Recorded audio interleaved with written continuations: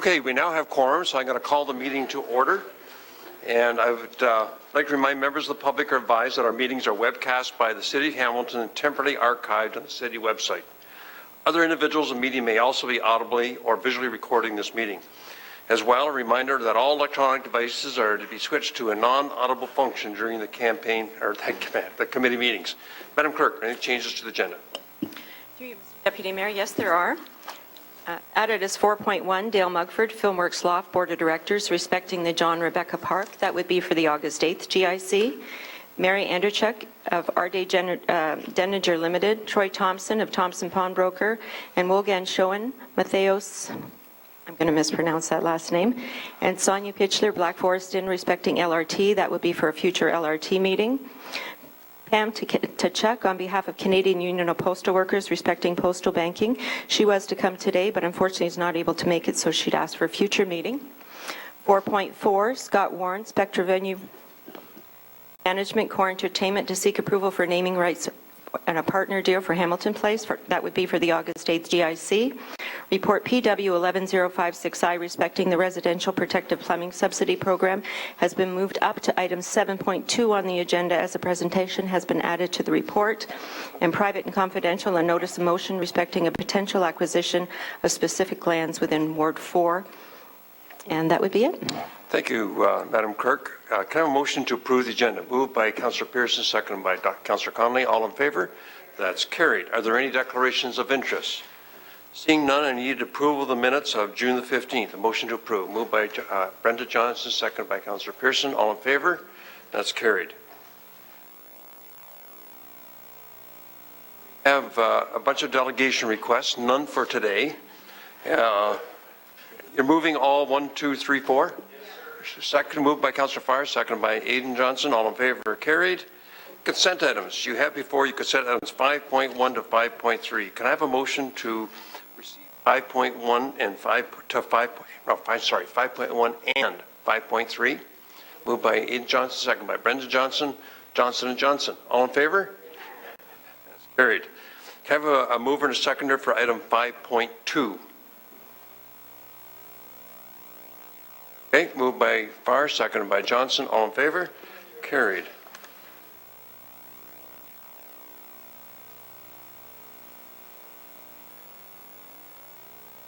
Okay, we'll now move on to public hearings and delegations, and we have none for today. And we'll move on now to presentations. And the first presentation, I would like to call on Maria Matenzi to introduce the presentation for item 7.1. Maria, welcome.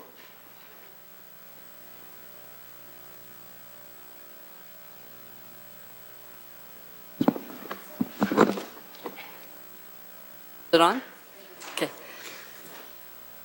So just to remind members of council, this was a motion taken at council that we come back to GIC to present our rationale for why we're recommending a single source for the implementation of the address information management system.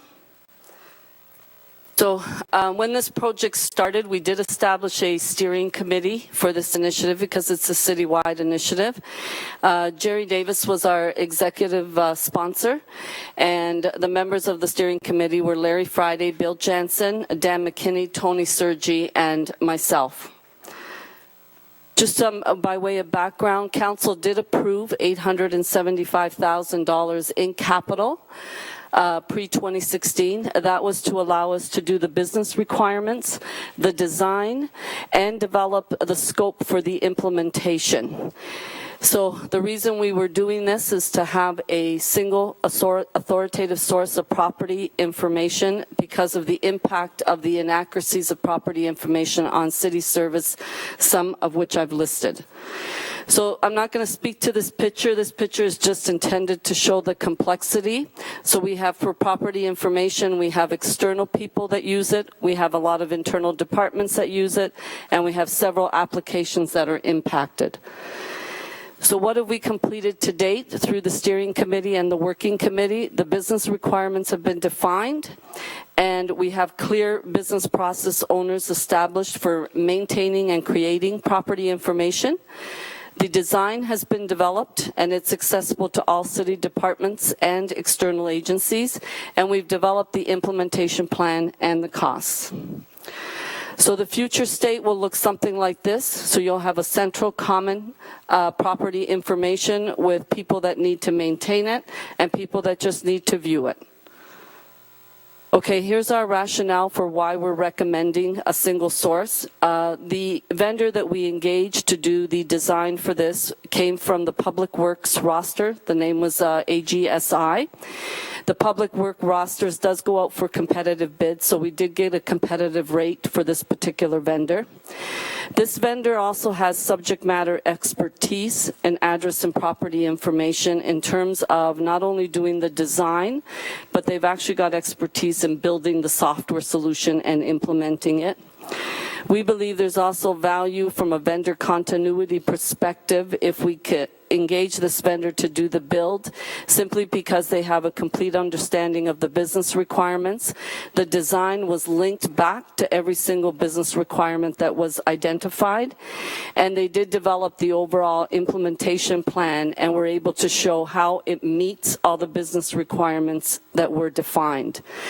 The risk that we have if we go out for a competitive process is that we may compromise the service level agreement. And the reason I say that is when it comes to build of IT systems, a lot of it is about people and process. It's not as prescriptive as if we were doing a construction project. We may compromise the service level agreement because most vendors that bid on this will likely want to adjust the design in order to make sure it can comply with service level agreements. So we also believe that if we go out for competitive bid, that likely the costs will be higher, because anybody who bids on this will want to revisit the design before they put forward an implementation plan. So that's our logic. Are there any questions? Councillor Green.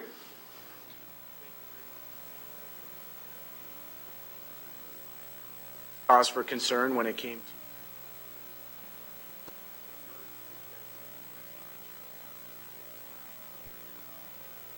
I think that there's some questions that are worth noting here publicly.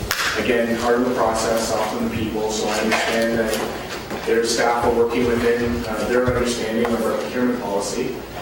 But just a question on, you had mentioned that the single source, one of the advantages of the single source process with this particular company, Ames, was because they were contracted on a pre-existing list to create the scope and the parameters of the bid. Is that correct? So they were contracted from the Public Works roster, where we did go out for bid, and they did do the design and have a good understanding of the business requirements, and they also developed the implementation plan. Yes. So in essence, they created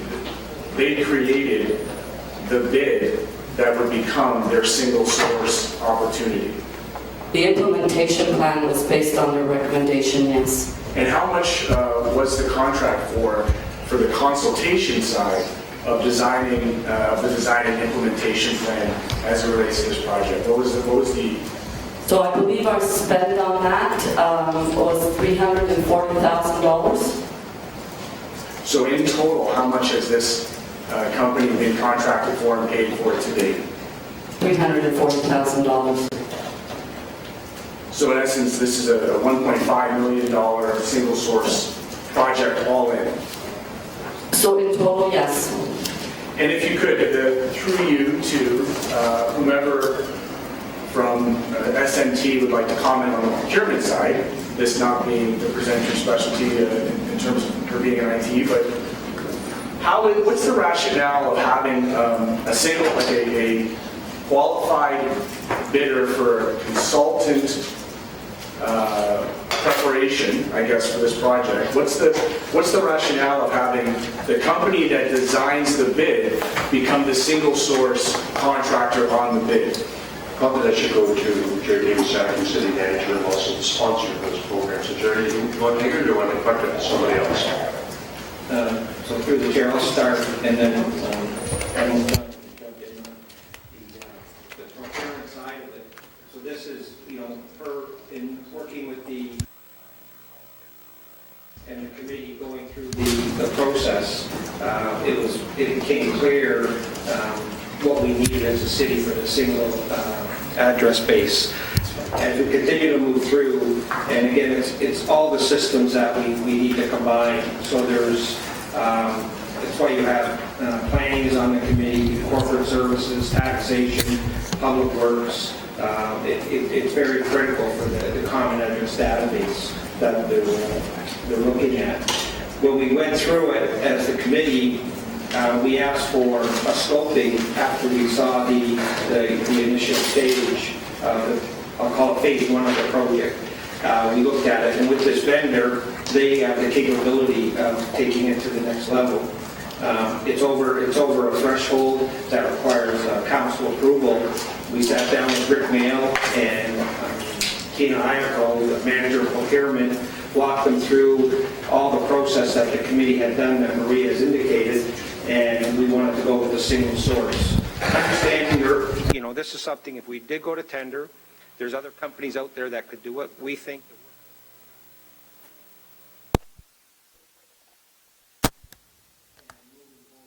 steps. That's why we're here at council, and it is within the procurement protocol. And I don't know if John wants to add to that, but that's why I'm here further. Thank you. And through the chair, I would just confirm that it is within the procurement protocol. And I guess at the end of the day, it becomes a judgment in terms of whether the work done to date and the points that both Jerry and Maria have raised are sufficient for council to support the recommendation to go single source. But John, thank you, Mr. Deputy Mayor. John, just to be clear, the single source procurement, the awarded procurement was on the consultation of the process. And so we have within our procurement policy a system where those that create the bid could then, through our policy, procurement policy, become the single source contractor on that bid.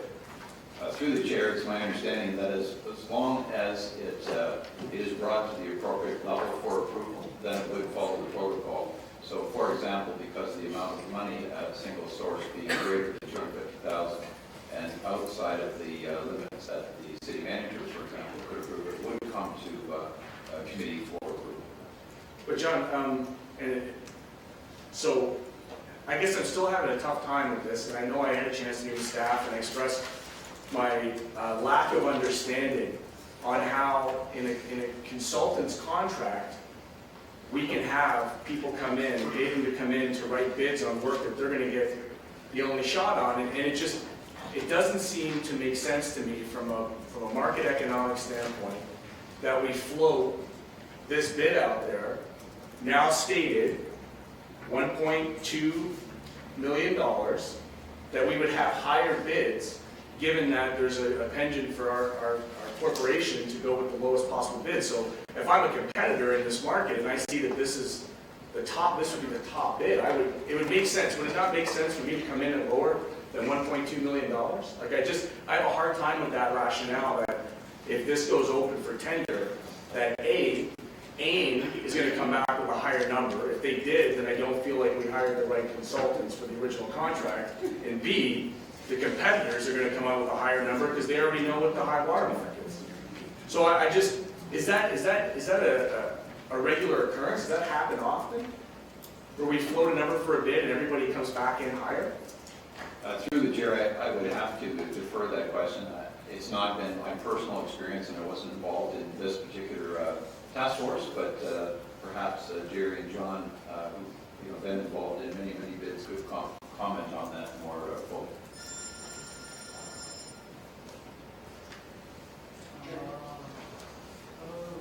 Yeah, go ahead, Jerry. I understand, Jerry, that the rate per hour was established when you bid on the roster. Have I got that correct? Through the chair, that's correct. It is the 2015, 2016 rates that are on the roster that we utilize. That's great. No, I fully appreciate that. But we're in a competitive thing. So can you just, for the sake of the public, just go ahead and explain the difference between single source and sole source procurement? Just so that people have an understanding about what it takes and what is required in order to be sole source, kind of proprietary expertise versus something that anybody can deliver? Jerry? So I'll start off. Sole source means there is only one vendor that can do the work in the industry. Single source is, there's a number of vendors that can provide the service, but you want to go with a specific one, so you single source. We do this in a number of occasions. John can jump in, but we had work where we work on a facility, and then we need additional work done. Ideally, you go back with the existing contractor. They know it. A good example was when we did City Hall back then. We had the architect on the design. We then, we reviewed, should we build new or should we renovate? So we had to put the architect on hold. When we came back, the architect had done the mechanical and electrical drawing. The architect to come on would want to go over those, almost start again, even though they may be certified because of it. So we single source back with the architect for City Hall. So again, single source, there's a number of vendors that can do it based on what's required for whatever the project is, plus with the knowledge that they have, the base knowledge, we recommend going with them. And again, it is over the $250,000, so council's approval is required. Yeah, it's $1 million over the $250,000. So my last question for you, Mr. Deputy Mayor, why was this original contract not created in a way that was an RFP or an RFQ, where there was the total scope and we had an open bid where all companies could come in and bid on the full $1.5 million contract? Like, I guess I'm trying to figure out how we jump from that step, small, consulting, big, the size and scope, to now that is the single source procured contract. Why did we not put it all into one project and have it procured that way? I think we got the question. Maureen, do you want to answer that? Yes, so through you, Deputy Mayor.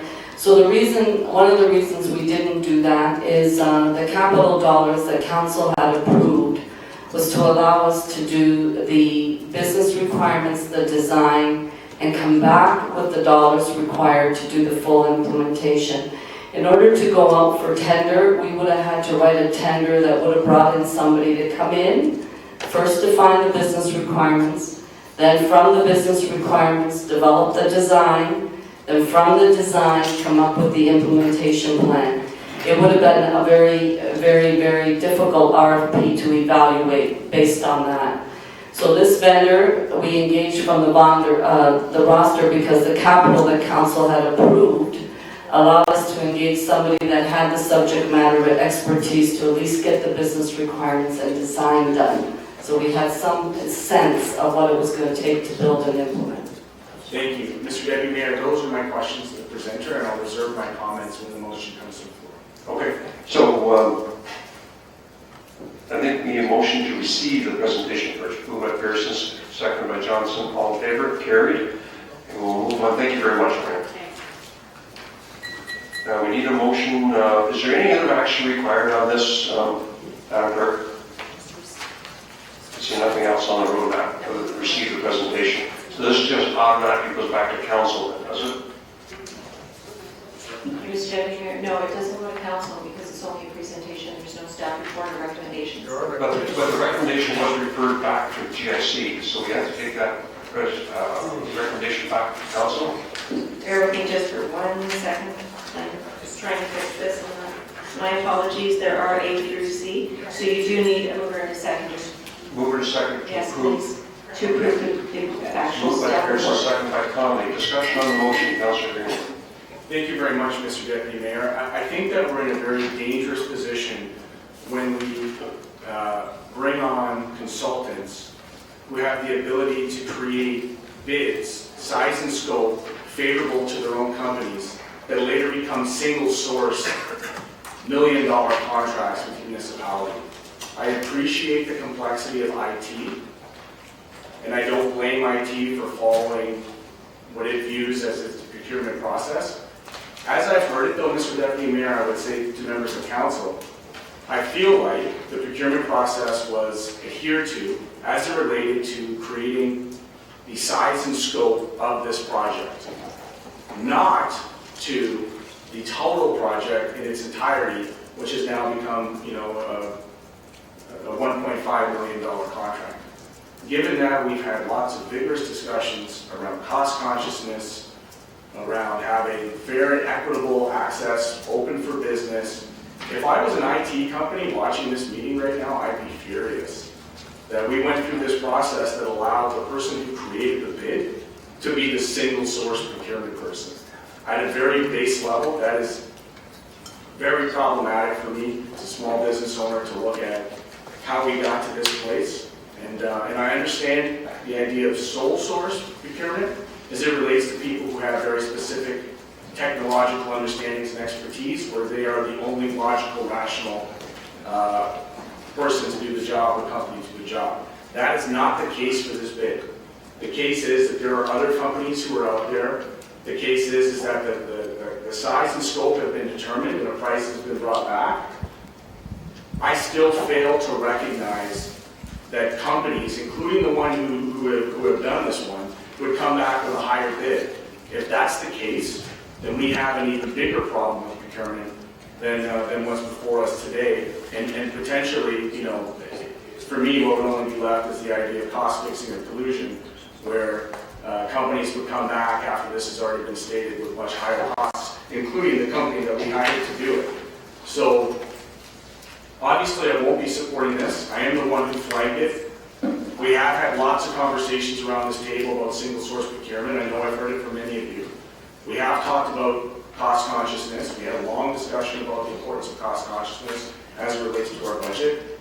So I can't see how we can move forward with this particular recommendation as it's rolled out. And I would actually, I think it's incumbent on AFNA, the Audit and Finance Committee, to take a very serious look at how we got to this place, where we're handing out $1.5 million contracts all in, single source. Doesn't make any sense.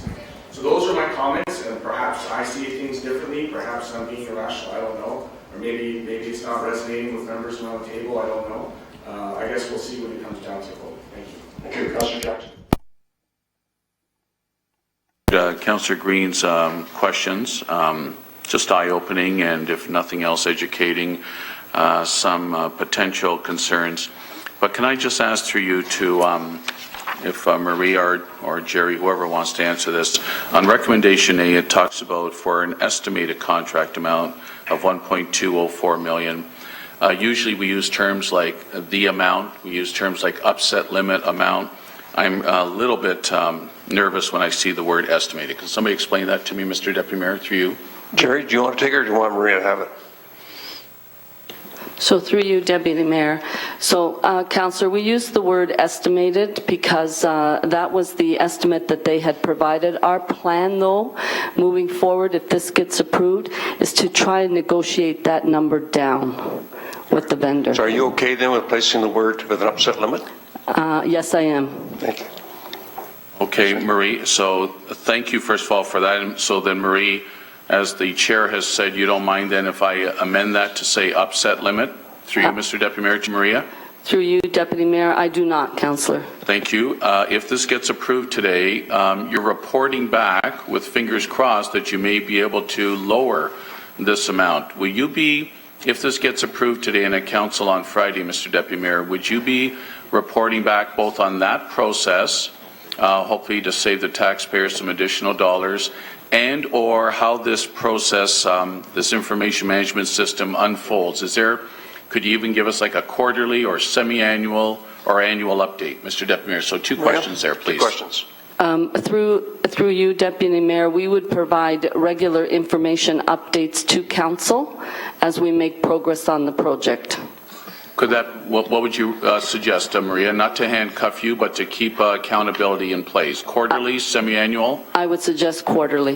That'd be marvelous. And how about the reporting back on if you can get a lower cost at the end of the day for That would taxpayers. also be an information update back to council if we can get the number lowered. So thank you, Maria. I really appreciate this, Maria. So, Mr. Deputy Mayor, at the appropriate time, I would amend A to say an upset amount of 1.2 and a D part that would say quarterly information updates. Okay, I have no other seconder. speakers. If you want to place that now, then, as a motion. Okay, I would move that A part be upset limit, if I can get a seconder, and secondly, the D part for quarterly information updates on both. Mr. Deputy Mayor, thank you. Moved by, second by Councillor Vanderbeek. Okay, discussion on the amendment only. All in favor? And on the main motion? On the amendment, you're opposed?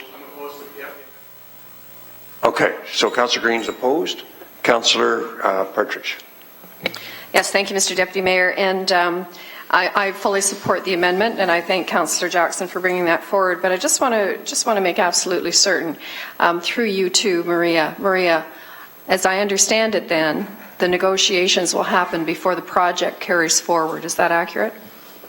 That's correct. Okay, and so nothing further will be completed until that negotiation is complete, and you come back to council. That's correct. All right, and through you, Mr. Deputy Mayor, so one last question. And in the event that you're not able to negotiate an agreement of some sort, and it does come back to council, then the door is open for us to decide whether to then go out for an RFP? That's correct, Councillor. Okay, thank you very much. Okay, I have no more speakers on this issue. Councillor Scully. I guess my question is just a follow-up with Councillor Partridge's. And I was out of the room for for a minute, but I'm just, what is the downfall in just keeping this open right now? Why not just have an RFP now? What is the reason why we can't do that? There is no reason why we can't do that. If that's council's wish, we would go out for RFP. Thank you. Okay, Councillor Green for a second time. Thank you, Mr. Deputy Mayor. I just remembered your sage comments when we brought this at council regarding Toronto's leasing scenario that happened late 90s. Certainly not impugning any of our staff, but it does highlight, particularly when it comes to IT and tech, the risks and challenges when we start to walk that gray area with procurement. And I know you brought it up, Mr. Deputy Mayor, at the time. I think it's worth just reminding people about it. For those that don't remember, Toronto got into a situation with leasing equipment that kind of went around the procurement policy, and I just thought it was worth noting today as we have this discussion. Okay, I have no other speakers. You have Stephanie. Through you, Mr. Deputy Mayor, I just confirmed with Councillor Jackson as well that he would like an information report back to GIC, not an information update, which is just an email. So report back Yes. to GIC. Yes, thank you. Perfect. Okay, seeing no other speakers, all in favor? Opposed? As amended, I'm sorry, thank you. Councillor Scully? This is the main motion as amended now. All in favor again? Opposed? Councillor Green and Scully opposed.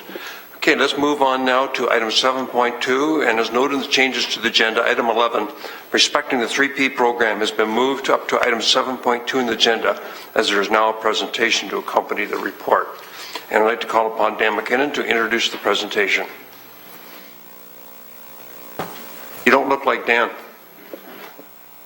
I think he's going to introduce from the seat. You're Andrew Grace, are you not? Thank you, Mr. Chair. Good morning, ladies and gentlemen. I just wanted to recognize Andrew and the team before Andrew starts the presentation. This has been before committee a number of times, and Andrew with Shane McCauley and Debbie Edwards and Tina Iacco and Nerd Gang really have done a tremendous amount of work over a very short period of time to come up with what you're going to see this morning, and I think we've got a good resolution to this issue, and I just wanted to recognize them for their hard work over the last several months. Thank you, Dan. Andrew, the floor is yours. All right. Well, good morning, Mr. Chairman and members of the committee. I'm here today to give you a presentation regarding the protective plumbing program. Appreciate you allowing us the opportunity to give this as a presentation, just provide a little bit more oversight into what we've been working on the last few months. Is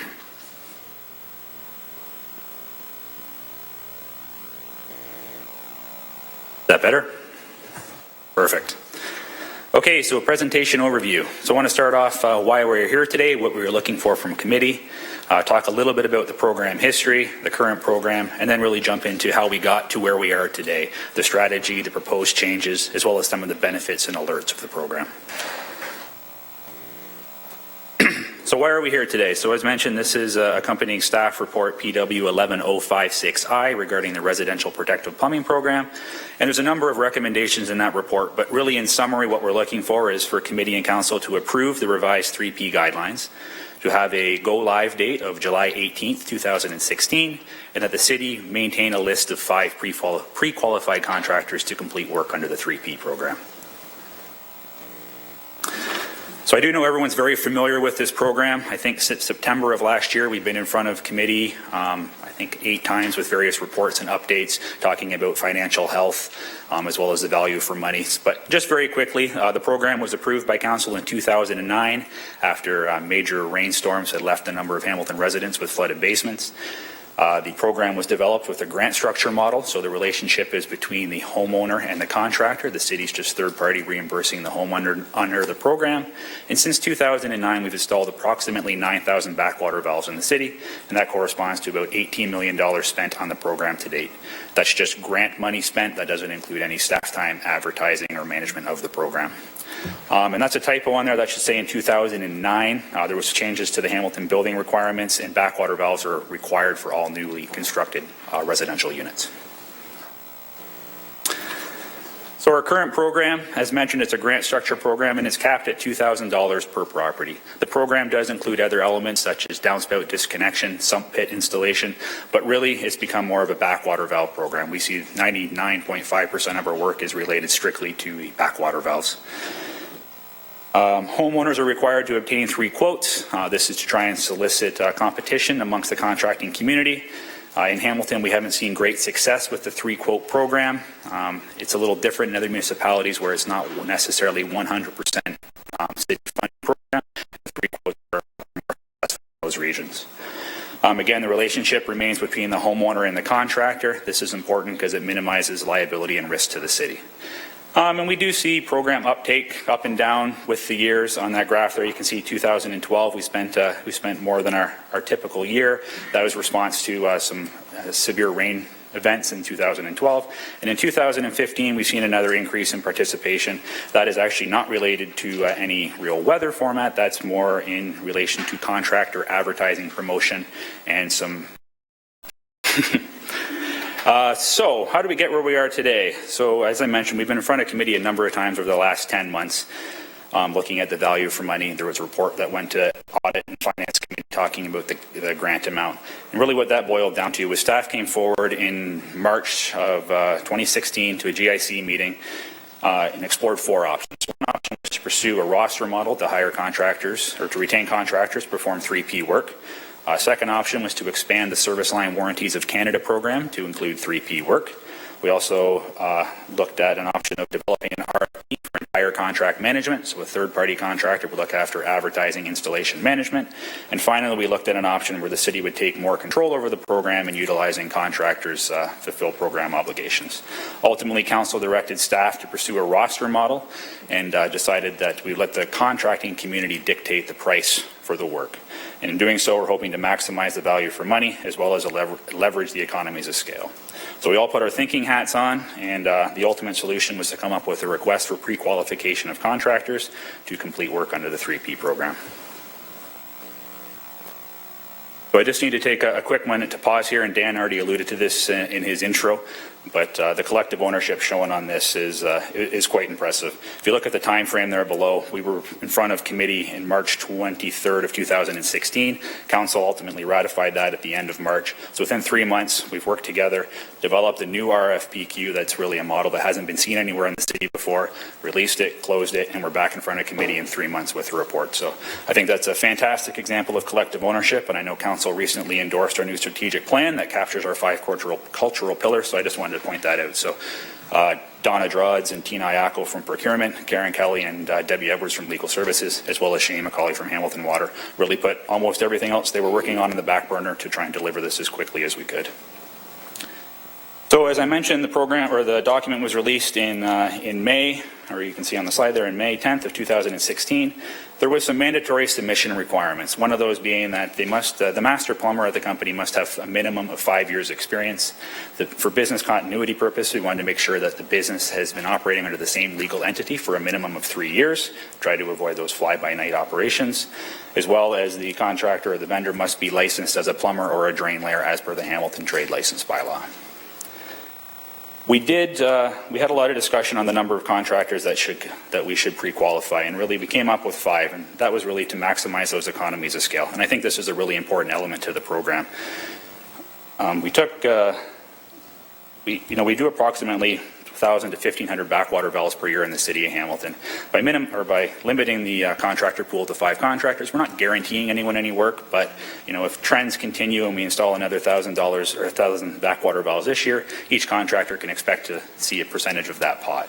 That really helps them sharpen their pencil because it's very advantageous for them to get on the pre-approved contractor list. So I think keeping that 5, the discussion around more than 5, less than 5, I think 5 is a great number to give us exactly what we're looking for in terms of value, but also making sure there's enough contractors to perform the work for the community.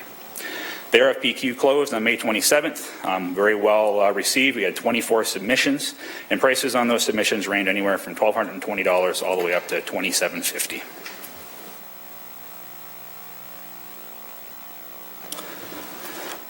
So, proposed program changes. So as we've alluded to before, we're going to maintain a list of 5 qualified contractors. The city does maintain the right to add to that list. Should somebody default or be removed from the list, we can go back to the number 6, number 7 on the list and start pulling them on. So we always will maintain a list of 5 contractors. The program pricing, like I mentioned, we had 24 submissions. If you look at the lowest 5 bids, they range anywhere from $1,221 up to $1,350 for backwater valve installation. And that's for the entire program. That's not just the installation of the backwater valve. That's the assessment, the CCTV inspection, installation of the backwater valve, and then the minor restoration in the basement. As part of the program model, we also developed a new program program assessment form. It's a little bit more enhanced than the one we have. It clearly lays out contractor responsibilities, homeowner responsibilities, requires the contractor to review a sketch with the homeowner, really put all the information in front of the homeowner so that they can make the best decision for themselves. We've also developed or recognized that there doesn't happen very often, but occasionally we'll see a homeowner who wants to install a backwater valve themselves. Sometimes they may have another contractor at their house doing work in their basement. Maybe they're installing a new bathroom they have the floor already exposed, and they go, I really wish I could get a backwater valve in there. In that instance, we've allowed for a $500 reimbursement under those scenarios, and that's really more in line with a cost recovery type of model. Again, trying to leverage those economies of scale. We don't want to make that too lucrative because then all of a sudden other contractors are doing more backwater valve work and we're taking work away from the 5 pre-qualified contractors that we've already done. So that's the number that was developed for those scenarios, and again, they happen. So it comes with a lot of benefits, helping it provide sensational service to our residents. First and foremost, there's a 35% reduction in cost from the previous program, or I'd like to say that's actually allowing us to install 600 more backwater valves for the same budget that we currently have.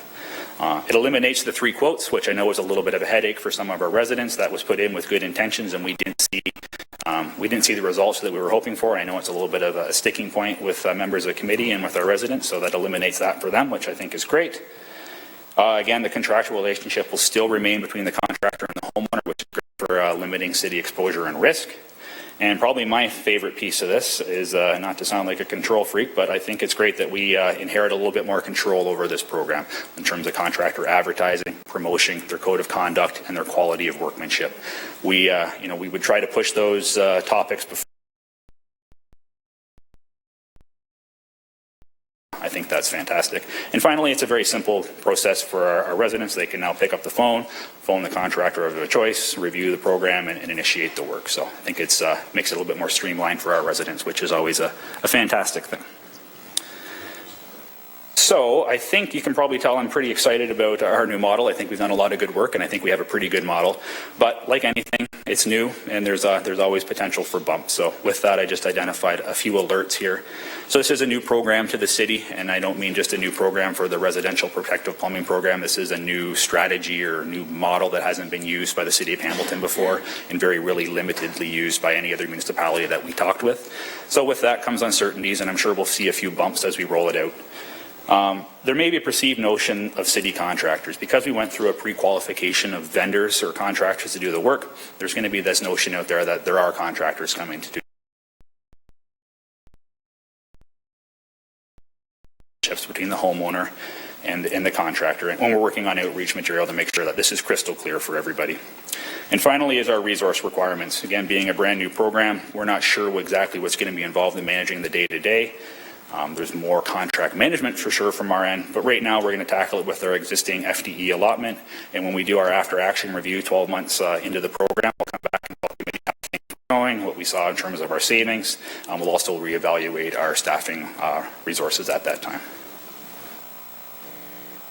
And finally, for our next steps, as I mentioned, we're working on some new outreach material, so updating our brochures and our websites so that we're ready should we council approve and we go live on July 18th. We have all that information ready to go. We've also kind of got a list of residents who have phoned about the program over the last 6 months and maybe haven't initiated the process yet. We'll reach out to them to make sure they know there's program changes, make sure everyone's up to speed. We're also holding a contractor kickoff meeting. If council approves it, once we move forward, we'll bring all the top 5 contractors in, sit down in a room with them, go over our expectations, go over the assessment form. What are we expecting to see from the city? What do we expect with our interaction with our residents? Just start everybody off on the same page. Hopefully that will avoid some of the hiccups as we roll the program out. Again, looking for a go live date of July 18th with committee support. And we'll also allow a transition period. There will be some people who have initiated the program in the last couple of weeks with a contractor, and perhaps they have that work scheduled for the next couple of weeks to get done. So we're going to allow 60 days for the existing program, for reimbursement of the existing program, and then after 60 days we'll only be utilizing the new revised program. So, in summary, I guess that's kind of what I had for you today. Just tried to capture some of the highlights of the report, but I'd be happy to try and answer any questions if there are any. Thanks, Andrew, for that great presentation. It was very clear and concise. So the speakers list is Brenda Johnson, Pearson, Aidan Johnson, and Jackson. So I'll start with Brenda. Yep, thank you, and thank you, Andrew. I'm in full support of this. Sitting through 20 hours at the licensing committee through this backwater valve. It really highlighted the loopholes. It really highlighted how people were circumventing the process, and it was, and some of it was on us, and a lot of it was on the company. So, the 3 quotes. No longer will someone come to the door with 3 signed quotes ready to go, and coincidentally, all 3 were at the maximum amount. So we're down to 1 quote only. Advertising, we're getting a lot more control over the advertising. People are not going to get flyers in their doorway saying you've been pre-approved for a loan or for the program. And the master plumbers who came and went always blamed the master plumber prior to the shoddy work or no work being done at all. The one question, I've got a few questions actually. The 5 contractors that you have stipulated.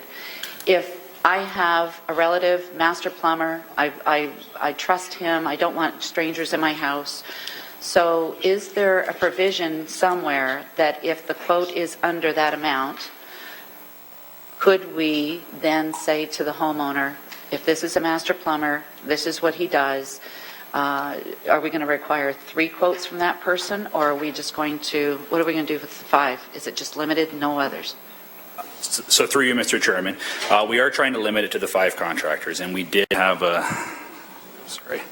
slide with a alternate contractor model. So if someone was absolutely adamant that they want to do the work themselves or they wanted another trusted contractor to do it, we do have a $500 reimbursement under that scenario. Again, we want to try and keep the work with the 5 contractors. That's how we got the good pricing. If we had allowed 50 contractors on the list, it's much more difficult for those contractors to really sharpen their pencil and give us the best price. If we try to make that too lucrative, we're going to draw a lot away. So we're really pushing people to use the 5, but there is the alternative there for a $500 reimbursement. Okay, thank you for that. And I did hear you say that this list of 5 could be altered. For whatever reason, people can be added onto it or taken off. Are you going to stick with just 5, or could eventually you see this maybe 6 or 7 just because? Yeah, so through you, Mr. Chairman, that's a great question. Right now, we're hoping we can proceed with 5. We've taken a look at the volume of work that comes in, how long does it typically take a contractor to do the work, and we think 5 is adequate to perform the work and not make our residents have to wait for X number of weeks for a contractor to show up. If we find out that the demand is too great and we can't keep up, we can certainly explore expanding that risk to 6 or 7 contractors. And in response to the ability to add to the list. So when we talk about control over contractor workmanship and advertising, so if we start to have problems with contractors, so if they're not adhering to the code of conduct and what they signed on for, we can remove them from the list, and that's where we would start grabbing number 6, 7, 8 on the list and maintaining that list of 5 contractors. Okay, and through you, Chair, one of the things that astounded me with these 3 quotes that were coming in, some of these companies were well-known companies as well. So during this licensing. So what made you decide, or how did you decide on the 5? 3, Mr. Chairman. Again, I think 5, if we look at the history, the number of contractors that are currently doing work in the program, we see 4 or 5 contractors do a majority of our work. I mean, I think we have about, if you look at the last couple of years, there's probably 20 contractors who have participated in the program. Probably 80% of that work is done by about 5 contractors, and that's not including the more recent OCN model. This is kind of pre-OCN. So we thought that was a good number to be able to keep up with the demand. Okay, thank you. And just for the record, because it is public record, Master Plumber, who came in as a witness, declared that it doesn't cost any more than $1,200 to $1,500 to do the job. Having said that, there were the odd circumstance, and I think you showed it earlier, that they came in from $1,200 to $2,750. Yep. Okay. So there are some extenuating circumstances, and I'm not a plumber, but I was getting the gist of the fact that it might be a corner lot, so there could be more work involved. Is there a provision in this grant that allows for these extenuating circumstances to be, the money to be extended a little bit more, given their situation? Through Mr. Chairman, that's another fantastic question. Thank you. And this is good, because these are the things we're trying to think of ourselves when we're going through and trying to make sure we dot all our I's and cross our T's. So in that situation, the way the contract's been stipulated is that they're not allowed to walk away from work because some are harder than others. So we were told, give us your best contract price, and it's understanding you're going to lose a couple. Some of them you might win. You might go into one and their basement might already have a small hole there, and the work might be a little easier than others. So the contractors were to bid that way, understanding that they are going to lose on a couple throughout the year, but generally give us your average price for install. Okay, but I think through you, Chair, my question is, my valve cannot be installed inside the house. It had to be installed outside the house for a number of reasons, and my understanding is that adds about $600 onto the fee. So do we have anything in this grant that allows the staff some leeway to accept situations where I'm on a corner lot or I have to put my valve outside? So, and they're not 100%. I see Shane. They're not 100%, but there is the odd one. So my concern is we have a resident who wants to get this installed, but because of their situation, it's going to require some more money. So are we going to look at these case by case, just on the onset, that we could actually help that resident out? Because I think the biggest fear around this table is some of our residents are going to lose out on this grant because they can't afford to pay for the extra $600, because there's just no way in hell they're going to be able to get that valve put in unless they pay up. Andrew, do you want to take it, or do you want Dan? I was going to, Shane, do you have a better answer for this than me, perhaps? Through you, Mr. Chair, we were just chatting about it here. I think we'll have to look in those in one-off cases because, again, we want to make sure that that was the only opportunity that they had. So we will look at those in one-off cases, and if we see a lot of those coming forward, then we'll obviously have to make some changes. But we hear council's desire to make sure that nobody's being kind of harmed through these changes. Thank you. No, and I appreciate that because I understand there are some odd cases out there, and you want to capture everybody, but at the same time, make it fair and equitable. Hang on a second.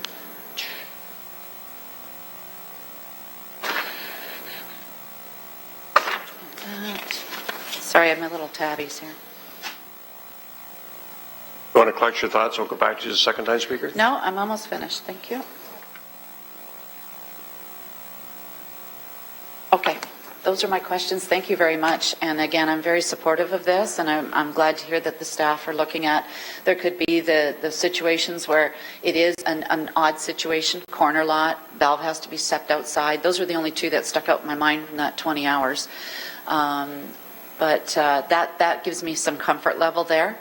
Anyways, thank you very much, Andrew. Good job. Councillor Pearson. Thank you, Mr. Deputy Mayor and Andrew. Thank you so much, and to all staff involved on this and wrestling it down to a point where it's more manageable and fair, and certainly provides a good service to the residents that want to take the opportunity to participate in the program. And your question I want to ask is, do we have any outstanding issues of residents from the previous program? I mean, we're not going in this till July 18th, but any ones from the previous program that will be caught in no man's land? So through you, Mr. Chairman, we did receive a box of applications from OCN. We're working through those right now. We've reached out to all the homeowners, and we do feel like we've got about a half a dozen kind of lost lambs out there. But we do have a strategy in place where we think we can help those out. I know I've talked to Councillor Jackson about this a few times. Anyone who hasn't started the work, we can transfer to the new program. The problem we run into is if someone has initiated work and then that contractor is no longer available, maybe the backwater valve's installed, but they're left with a hole in their basement, and what do we do about that situation? Luckily, we've got a handful of them, so I think working with the 5 pre-qualified contractors, we can fix those up and clean those up and just move on with the program. Excellent. Glad to hear that, because I know there's some residents in my ward that were on the cusp and they were waiting, so that's excellent to hear. So I just want to ask then as well, you mentioned the price range now that we're comfortable with. If we get any that are blips, so to speak, there'll be questioned as far as the contractor of why that is a blip as far as an increase? Yeah, through you, Mr. Chairman, that's absolutely correct. When invoices come in for the contractors, they're going to come in at that predetermined amount, and anything that is not reflective of that will be questioned and flagged. Excellent. Okay. And the last question is, you mentioned at the beginning what our previous program was, the maximum capped at $2,000, but we also included the building permit cost. Is that not correct? $220, it might have gone up. So the building permit is always it's reimbursable. It's always on top of the program. So I think it's at $228 now, I believe. So again, that's it's reimbursable, but it's on top of the program. So we can advise. So it's $1,375 plus the additional 228 is also covered. Well, 1375, hang on. I think that was the top number. 1220 That's the top number, so it can be between those two, correct? Yep. That's what I wanted to be sure. Excellent. Thank you very, very much. Thank you. Councillor Aidan Johnson. Thank you very much, Mr. Deputy Mayor. And indeed, it was a very concise and easy to follow presentation, so thank you. Would you mind, please, through you, Mr. Deputy Mayor, flipping back to slide number 5? I just want to make sure I understand the increase. So if I'm understanding the slide correctly, we've committed $3 million and change. We've spent $3 million and change 2015, and we're going to, in the future, spend an additional $1 million and change on contracts we've already promised. Is that a correct reading of the chart? Through you, Mr. Chairman, that is correct. So $3.1 million in 2015 was physically spent. There's a number of other programs that came in November, December of the year, and they weren't on the dockets yet. So they're already committed. Some of that was in limbo because they were associated with OCN submissions. So that number may go down in the future. We may not. Some of that committed money may end up. Homeowners may not proceed. So that number may fall in the future a little bit. And through you, Mr. Deputy Mayor, sorry for making you repeat something you've already talked about. I just want to make sure I understand where the increase is coming from. So it says in the text, the increase is due to contractor models. Could you please reiterate and clarify what that means? So through you, Mr. Chairman, I spoke about 2012 was related to weather patterns. In 2015, that's when we started seeing increased advertising through the Ontario Contractors Network, a lot of door-to-door promotion, a lot of different tactics and how they would get the 3 quotes and kind of push their way in the door to get the work done. That's where we saw the increase, and those are kind of the tactics I'm talking about. And so that is good and that it matches up with my understanding. It leads me to another question. Mr. Deputy Mayor, it is the case that I've received a lot of positive feedback about this program from, I'm going to say particularly lower income senior citizens in Ward 1 who've profited from the program and need it for their property. I've also received a lot of phone calls to the Ward 1 office from residents who are confused about letters they receive in the mail, often bearing the City of Hamilton logo. So I'm wondering who the right staff person to direct this question to is. Basically, when these letters come in and we smell something fishy, what our Ward 1 office has been doing is referring them on to Sergeant Gill, our Ward 1 police representative. What are we doing? Are we tracking this phenomenon of potentially fraudulent letters bearing the city logo? What are we doing on this file is my question to whoever wants to answer. I think Dan is anxious to answer this. Go ahead, Dan. Through you, Mr. Chair. Yeah, there's a couple of programs out there. So one of them may be contractors doing their own promotion and just downloading our logo from the city website. The other initiative that's been in place for a few years now is the Service Line Warranties of Canada, where that is a partnership between the City of Hamilton and a warranty provider that was acquired through an RFP process. Those documents do go out with the City of Hamilton logo. It's sanctioned by the city. It also was accompanied by a letter from Mike Zagaric, and encouraging people to look at the opportunity of buying a warranty for either their sewer line or their water line. So it does create a little bit of confusion. So depending on which one of those documents a homeowner received, it's either legit or possibly it could be a advertising tactic on the part of just a contractor who may have downloaded our logo. So we do understand that it does create a bit of confusion, but there is a distinction between the two. Oh, thank you. So what is the right thing to do exactly when someone calls in to complain or ask a question about one of these suspicious letters? Through you, Mr. Chair, I believe corporate services have been handling that, but we'll get something back out after committee today just to remind council of who they can forward those questions to. Okay, thanks. In the meantime, I do see it as a potential fraud issue, so I've been reporting it to the police, and I'll wait on further instructions. Thank you. Okay, thanks, Aidan. Councillor Jackson. Thanks, Mr. Deputy Mayor. Well, I'm so glad that some members of council, like Councillor Collins and myself, wanted to take some more time on this matter. I'm very pleased to hear some members of AFNA who kept telling me the $2,000 was way too rich. They know people who can do it for half that, but here they are today expressing very legitimate concerns on those that may go above the roster range today. And boy, we don't want any member of our community to be out a single dime. I am extremely encouraged and pleased to hear that, Mr. Deputy Mayor. I know Stephanie's recorded that for the minutes. So anyways, Andrew, to you, Shane, and to Dan, thank you for your open-mindedness. Councillor Collins and I were two members of council that pushed for this roster consideration. I think this is an absolutely prudent way to go. And if you put up slide 8 back for me, Andrew, I think it accomplishes quite a bit. My concern all along with budging from the $2,000 plus the building permit fee was to ensure that my constituents would not be out a single dime. And now with the roster, and I always felt, Mr. Deputy Mayor, that companies that want the prestige, if you will, of having a contract with the City of Hamilton, although it may not be as lucrative as they may want it to be, but boy, to have a contract with the City of Hamilton, I got to believe that goes a long way as well in terms of their overall business, getting more business, and enhancing their reputation. So I got to believe the top 5, Andrew, that are going to come in are definitely going to want the business, because not only will they make money, maybe not a whack of money all at one site, but they're going to make money and the prestige and reputation enhancement that comes with being part of an approved roster with the City of Hamilton. So, Andrew, you've stated to previous questions in this new range that you're recommending There'll be no out-of-pocket for my constituents. If there's individual exceptional circumstances, you'll bring that to our attention and/or, if you will, the ward councillor's attention. You've talked about those homes that are in a state of abeyance right now that couldn't move or budge because everything was under review. You're saying now you've got all those addresses and you will be contacting them, Mr. Deputy Mayor, through you to Andrew? Through you, Mr. Chairman, that is correct. We've already reached out to those residents to get their current status, and if council was to approve this and we move forward, we'll be reaching out to them again to clean everything up. Terrific, Andrew. Overall city communication on this now, you're controlling this through our new communications director, Andrea McKinney, collaborative. Just further help me understand that, please, Mr. Deputy Mayor. Through that, Andrew. Through you, Mr. Chairman. So we'll be working with, sorry, wrong slide.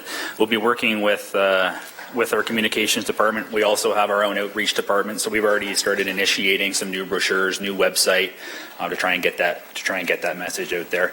And in terms of the advertising from contractors, again, it's a new program. It's going to take some time. We do have more control.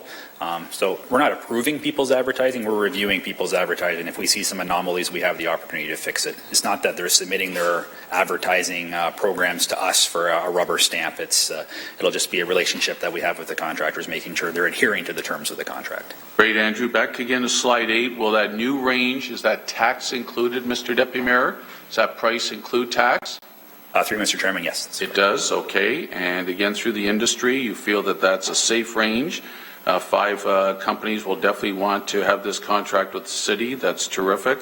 Some of my colleagues kept talking about savings, enormous savings to our taxpayers. The existing program's way too rich, even though many of us thought that it was the right thing to do in light of climate change and what many municipalities are going through. This was the least I felt that our municipality could do, to be there, available, and not to abandon our constituents, many of them since 2009 who went through floods for the first time in their homes and living there 30, 40, 50 years. So what is the enormous savings, Andrew, with this new price range that you can tell members of council that you're hoping to accrue from this, Mr. Deputy Mayor, this new revised program? Again, going through the revised model, we're ranging anywhere from 30 to 35% cost reduction in the program. Again, that's not saying we're going to come back with a reduced budget. We're trying to sell it as we can install more for the same. If council directs us to decrease our budget, that's one thing. But right now we're saying we can do 600 more backwater valves per year for the same dollar. Oh, terrific. Okay, so you have the options of either the savings being put towards the overall global budget of the city, Andrew, or we could do more with the savings and get to more homes and more locations. If there's interest, absolutely. Terrific. That's great to hear.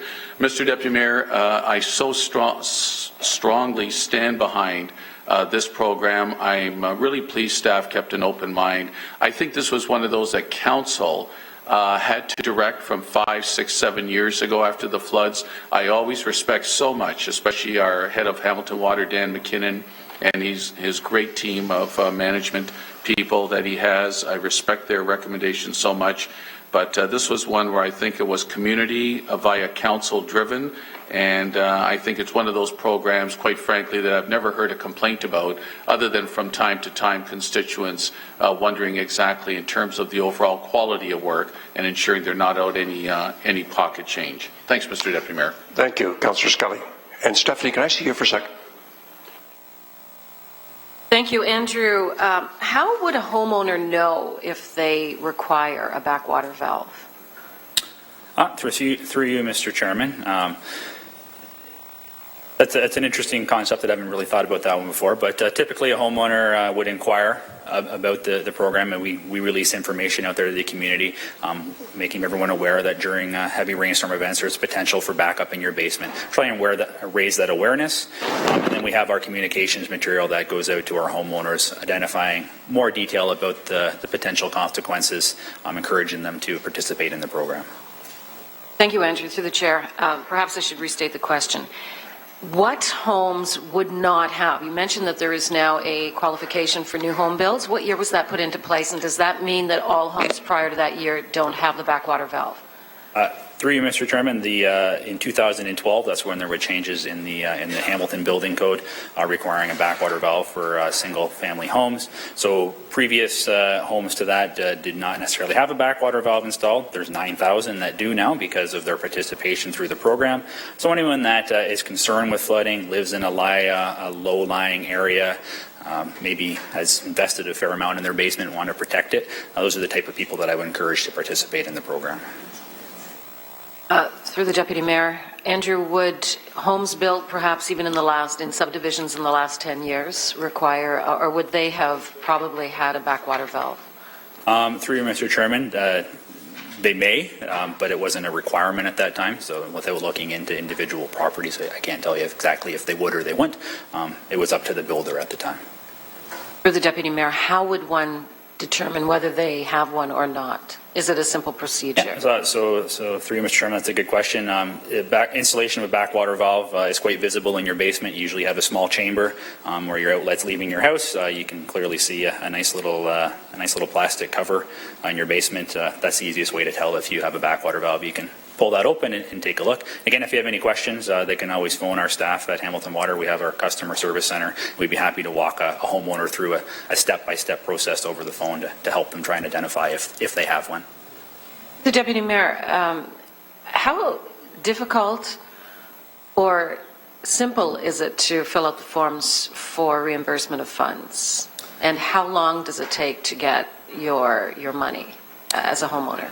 So through you, Mr. Chairman, with our revised format, we have a little bit more detailed assessment form, but really that onus isn't so much on the homeowner. That's a document that the contractor and the homeowner are going to review together, kind of lays out the site conditions. And we also want to present the homeowner with options. We don't just, you don't want the contractor in there just pushing for a backwater valve. There's certain situations where, maybe they're going to cause some damage to the basin and it's going to cause the homeowner to have to make a decision. So we're trying to put all those things on a document so that the contractor and the homeowner can have that dialogue and the homeowner can make the best decision. The paperwork's not overly cumbersome, and in terms of reimbursement, once we receive invoice from the contractor, it just goes through our accounts payable system and payment gets released. So it's no different than any invoice that comes to the city. The Deputy Mayor, would you perhaps then encourage people to look in their basements now and see if they have one, and then, I mean, are there only specific areas where you think that these are necessary, or is this something that most or all homeowners should actually consider for their home? Through you, Mr. Chairman, that's a matter of preference to a homeowner. I would certainly encourage everyone to take a look. I personally believe you can never be too cautious.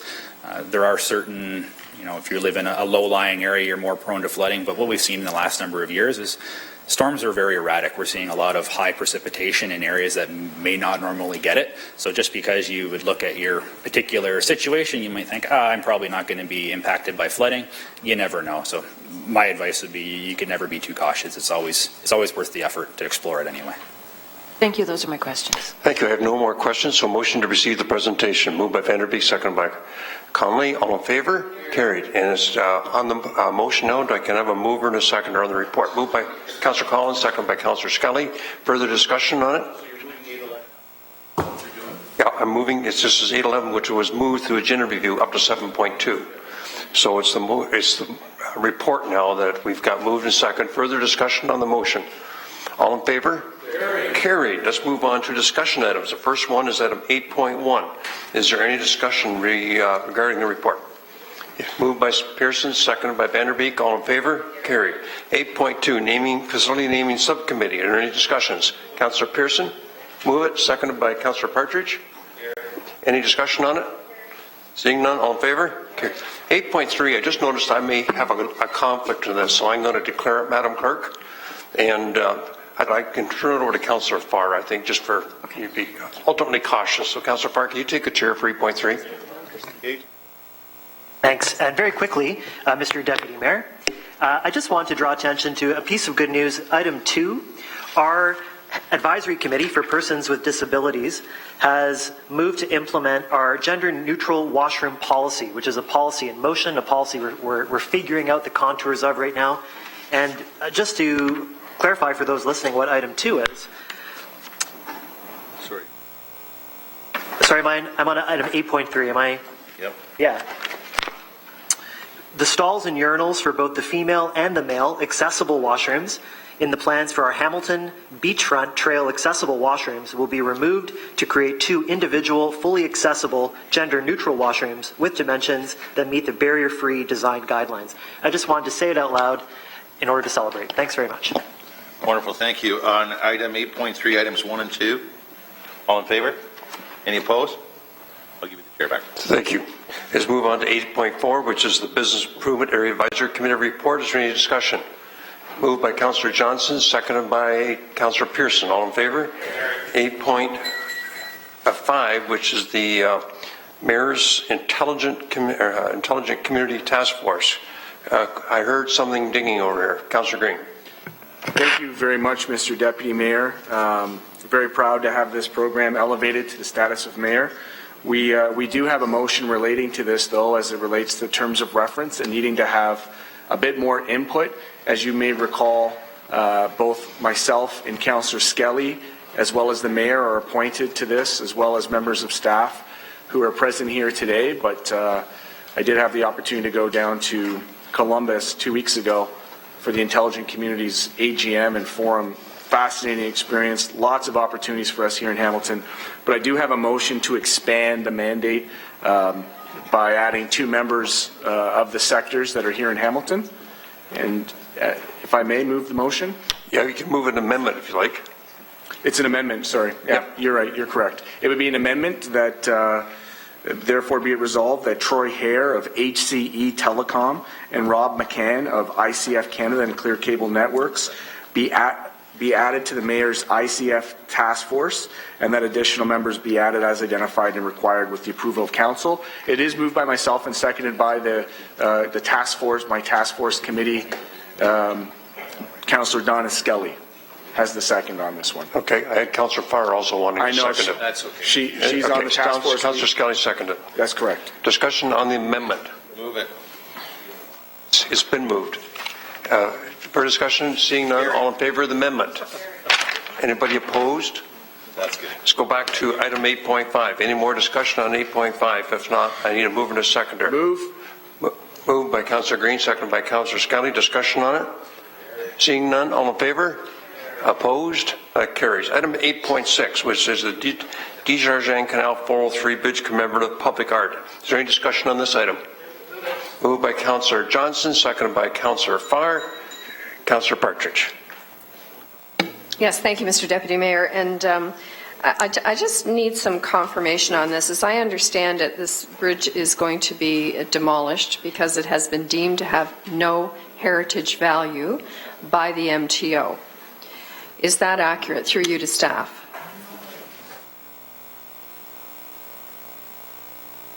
Through you, Acting Mayor. Councillor, it has been given a certain degree of heritage significance, but not enough under the MTO guidelines to warrant its being kept.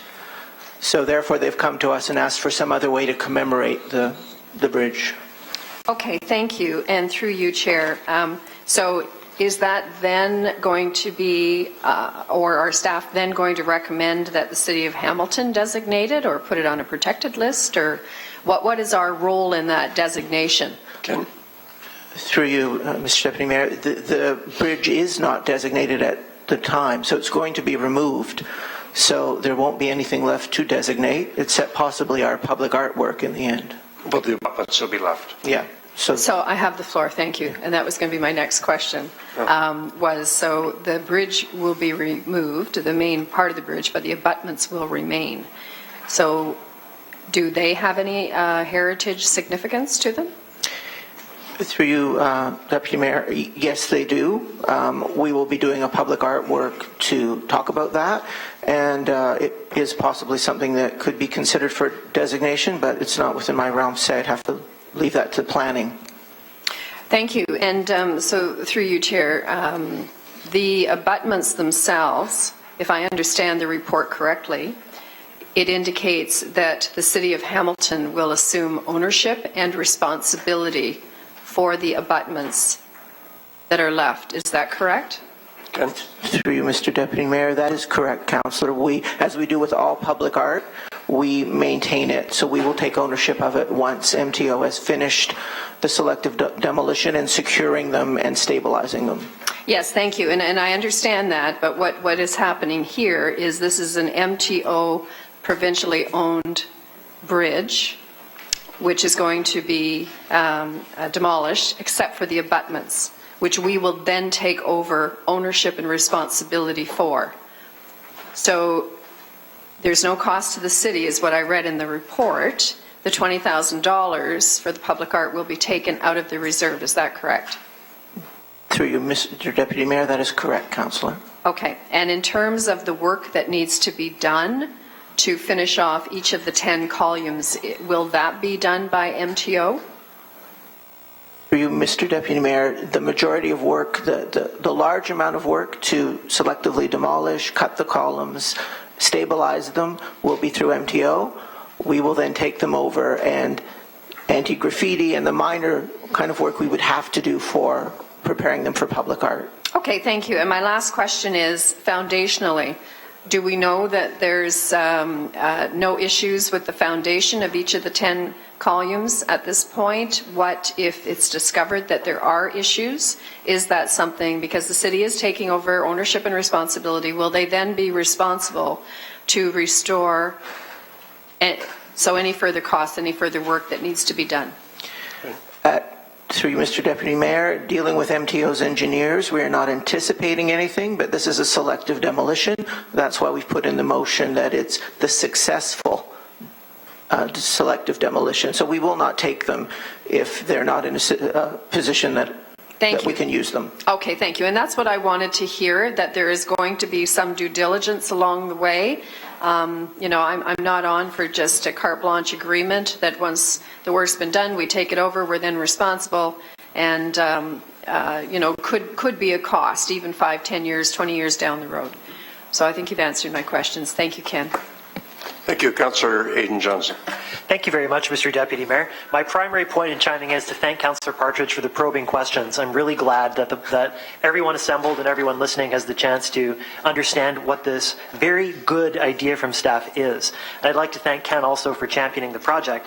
I'm just reviewing the historical information in the staff report that's been provided, and I'm reading a remarkable fact I'd like to read out loud. The bridge in question crosses the historic, I'm quoting from page 5, the bridge in question crosses the historic Desjardins Canal, one of the city's oldest infrastructure works completed in 1837. So we really are dealing with a beautiful and important heritage architectural creation, however it's designated. And again, thank you so much to Ken and to Jason and to all the staff who've been working on this initiative. That's it. Thank you very much. Thank you. I see no more speakers on this. It's been duly moved and seconded. All in favor? Opposed? That motion carries. 8.7 is environmental remediation grant application for 108 to 112 James Street. You're moving it, Councillor Pearson? Oh, Jason, I'm sorry. Moved by Councillor Farr, seconded by Councillor Pearson. Further discussion on the motion? All in favor? That's carried. Item 8.8 is environmental remediation of 44 to 52 James Street North. Questions or comments? If not, a motion to approve the report. Moved by Councillor Farr, seconded by Councillor Marula. Discussion?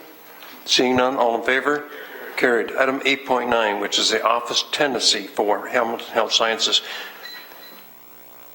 Who's doing it? Councillor Green. So I just noted that this program set up through our urban renewal, typically for attracting businesses downtown. I'm just curious as to the rationale about using this renewal money to bring down Hamilton Health Sciences, which, as we understand, does not pay property tax. Right. And so my question is, if we can have staff just provide, or that maybe the area councillor just provide rationale on why $700,000 to Hamilton Health Sciences, who we very well support dearly. Was there an urgency? Like, was this the deal maker?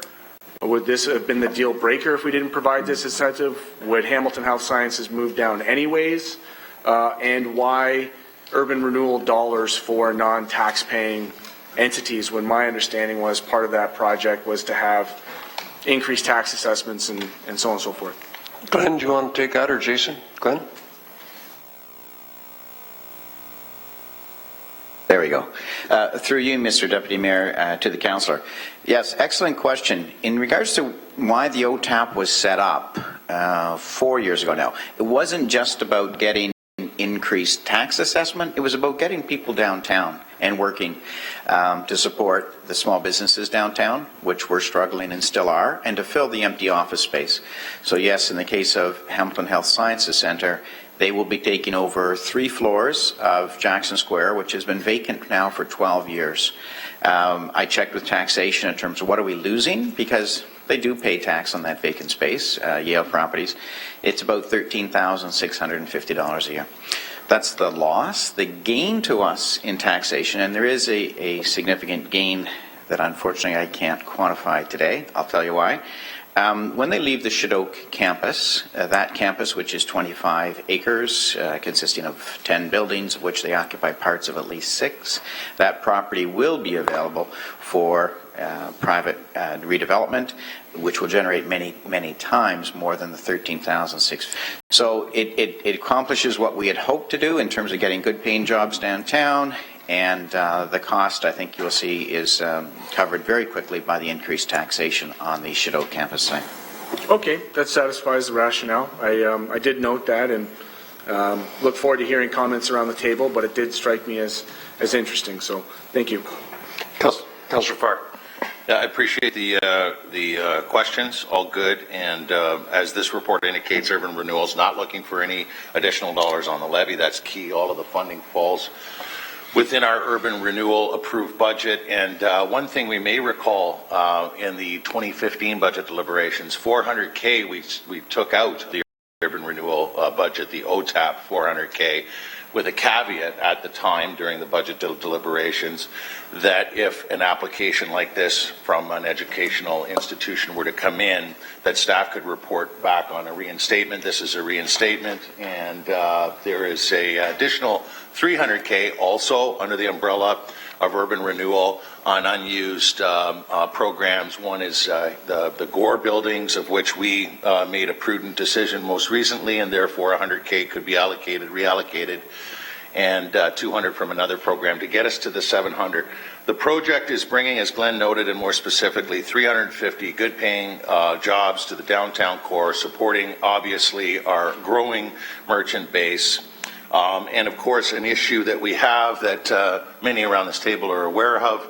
We have some insurance companies that recently consolidated. We talked about that when Urban Renewal came and talked about some of the statistics in our downtown with respect to office and commercial space about 4 or 5 months ago. Scotiabank as well, unfortunately, has decided to move on. So we've taken a bit of a hit in this area. And I don't know where else we can have all in one shot 350 jobs come to us. This is a counter hit. This is something that is very, very positive with respect to what it can do for, again, small business and the growth in that area in our core. It really is part and parcel in what the whole intention of this Urban Renewal OTAP plan was for. We have an indication that Hamilton Health Sciences move to the core is going to inspire more than just IBM, but we know we can verify IBM and their 30 jobs for now, as their Hamilton-born CEO has reported to us, are a reality because of this move to the core. So that's a good indicator. The floors, as Glenn mentioned, were vacant, but he didn't mention how long. It was Phillip Environmental that were the last tenants in the Stelco Tower in the space that is now occupied. So this is a good thing with respect to just how long Yale has left vacant and had been searching for someone as with the stature of Hamilton Health Sciences to be part of our growth in the downtown core. So we're really happy about that. These office improvements, as the report notes, you may have seen, maybe not, it was just one little number, but it's a big number, $5.1 million. So this is us being the good partners, working with our friends that are working very closely with our city manager and with other partners throughout the city in building across the city our mandate and following our mandate. They could have chosen a greenfield like the Hamilton Wentworth District School Board when they vacated the parcel across the road, which council, by the way, supported, and it's about the same amount of jobs to the downtown core a few years ago when that was built. But they didn't, and I want to thank at this time, since I have an opportunity, and this is before us, Rob McIsaac. He came into the scene not long ago, and he sits at a round table that looks at accomplishing the tasks of city building like a dedicated member amongst others that are very focused on revitalization, and this is walking the talk. There's absolutely no doubt about that, and it's much appreciated. On the point, and I know we're going to hear hopefully from the Ward 8 councillor, the 25-acre site, to my understanding, and this could be refuted, I saw him shake his hand, my understanding is there's 10 buildings. Hamilton Health Sciences Corp. Occupies parts of that, at least 6 of them. This is currently up in the Ward 8 Shadoke lands. Future taxes on this property will be, and I looked into this, should be many times the taxes lost on the Stelco Tower space. And Glenn, I'm just reiterating a conversation we had and what he shared already. And this is now being looked at, so and there may be a ward councillor amongst us who's sat at the table with the Bay Area Health Trust, but this is what the Bay Area Health Trust are saying now with respect to the due diligence they are in right now. There's a phase of about a month of due diligence, and by August, I guess we should know about potential buyers and or tenants for the Shadoke campus, and we're all hopeful that we are correct when we say that those new tenants and buyers will help add to the tax base. I'm seeing one councillor shake his head, and we'll hear all about that, but regardless, and on all the points prior to that last bullet, I think this is a prudent decision, and I would reiterate the most important point. This all falls under our urban renewal budget, and it very much fits the goals and objectives of revitalization of our downtown. Thanks. Thank you. Councillor Partridge. Yes, thank you, Mr. Deputy Mayor. And are we asking questions on the report and providing comments? Whatever you want. Okay, you're good with that. All right, thank you. You're next. So my question through you to Glenn. Glenn, could you please, for the benefit of those watching and for those in the council chambers, explain the Office Tenancy Assistance Program, please, as it is right now? Through Mr. Deputy Mayor, to the councillor, yes. The Office Tenancy Assistance Program was one we put together probably over 5 years ago now. And the thought was that we had, at that point in time, over 18% vacancy in our office space downtown due to the loss of many major employers that we all know the names of. So the idea was to lure businesses into those spaces, both for the increase in tax assessment, as Councillor Green alluded to, but also to help revitalize the downtown. So what we came up with was a low-interest loan. At the time, it was 1%, and at the last CIP review, which we brought to this council 2 months ago, we lowered that to 0 for up to 90% of the cost of the leasehold improvements, which is the main impediment to somebody coming into older space that we seem to have a lot of in the downtown. As a former banker, I can tell you that no bank wants to lend against leasehold improvements because there's no collateral value to it. You can't collect on it. You can't grab it and sell it off. It's partition walls, it's carpet, it's overhead lights. So we created what was totally unique at the time in Canada, which was a low interest loan for those improvements. And it was based on a formula. How much space you're taking, increase the amount of money you got, and how long was the lease. The longer with the lease, the more money you got, up to a maximum of $450,000. In this case, we're not going anywhere near the 90%. As you can see, we're proposing that the forgivable loan, I should clarify, it was a loan if it was a for-profit organization, a forgivable loan, which means essentially a grant you earn over time if you're a publicly funded institution, university, or teaching hospital. The 5 years is the period that you have to earn the loan over, and in the case of Hamilton Health Sciences Centre, they have signed a minimum of a 5-year lease, and they have agreed that if they leave at any point in time before the 5 years is over, the full amount comes back to us, not prorated. So that was, again, a gesture of their commitment to the downtown. So I think that covers it, Councillor. Please let me know if there was more to the program that I didn't cover. Oh, I will, don't worry, Okay. yes. No, you did cover it, thank you very much, Glenn. And so as I understand it then through you, Chair, the limit is $450,000 based on the 5-year commitment, and Hamilton Health Sciences is asking for us to increase that to $700,000. Is that correct? That is correct, through the chair. All right, and is that setting a precedence? Have we done that before? I would have to think of whether we've done it before. Council certainly has the right. All of these are at the pleasure of council, right? We can amend them. Oh, absolutely, I'm aware of that. Yeah, yes. so it could, I would have to really think hard of whether we have increased it before in the past for anybody. Certainly not for an OTAP. We've never had a request of this size under OTAP. We have not been all that successful in lowering new businesses down to the downtown. This is like the 4th or 5th application under it. Right. We've had numerous meetings, the city manager and I, with Hamilton Health Sciences Centre, and the topic often came up, what could the city do to support their move? This was my suggestion in terms of what the maximum I thought we could do, sticking within my existing financial envelope, not coming back to council and asking for any additional funds. This is not additional levy funds.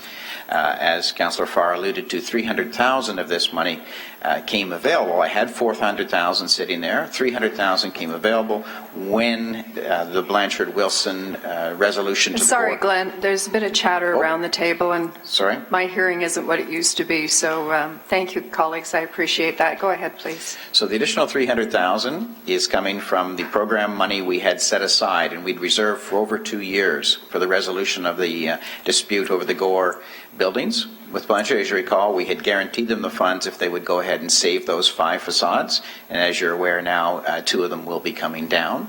So they're not going to get the funds that were set aside for those 2 facades. That equals the 300,000 that I'm proposing we add to the 400,000 I currently had in the bucket for it. And that's how I arrived at 700,000. All right, thank you. And I it appears the microphone is working now.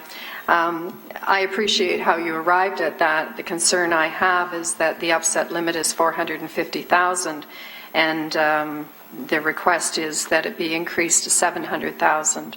Notwithstanding the fact that Hamilton Health Sciences is a very important partner, and certainly, you know, I think we're all very encouraged at any economic growth that they can spurn on through their locating to the downtown core. And so, you know, my issue certainly has nothing to do with the agency itself, which is, you know, a jewel in our community. But I am a little, you know, I do have a little bit of a concern with increasing that amount to $700,000. We don't know if that's a precedence with a not-for-profit, and you know, whether that could carry on and be done again. So I didn't hear the answer to that. But I'd like to hear what the ward councillor has to say in Ward 8 and some of my other colleagues. Thanks very much. Okay, you can listen to the ward councillor from Ward 8 right now. Councillor White. Thank you, Mr. Deputy Mayor. I first of all want to apologize for being late this morning. I did have a health issue in the family that is now in the Oakville Hospital. So my son flew down from Edmonton, and we spent the morning in Oakville Hospital. Things are stabilized now, which is good news, and here I am. Secondly, I want to, you know, I think of the flow-through share program that was instituted to encourage mines to explore and open up in Northern Ontario. What transpires, it was a 5-year window, and once that 5-year window opened, they took their money.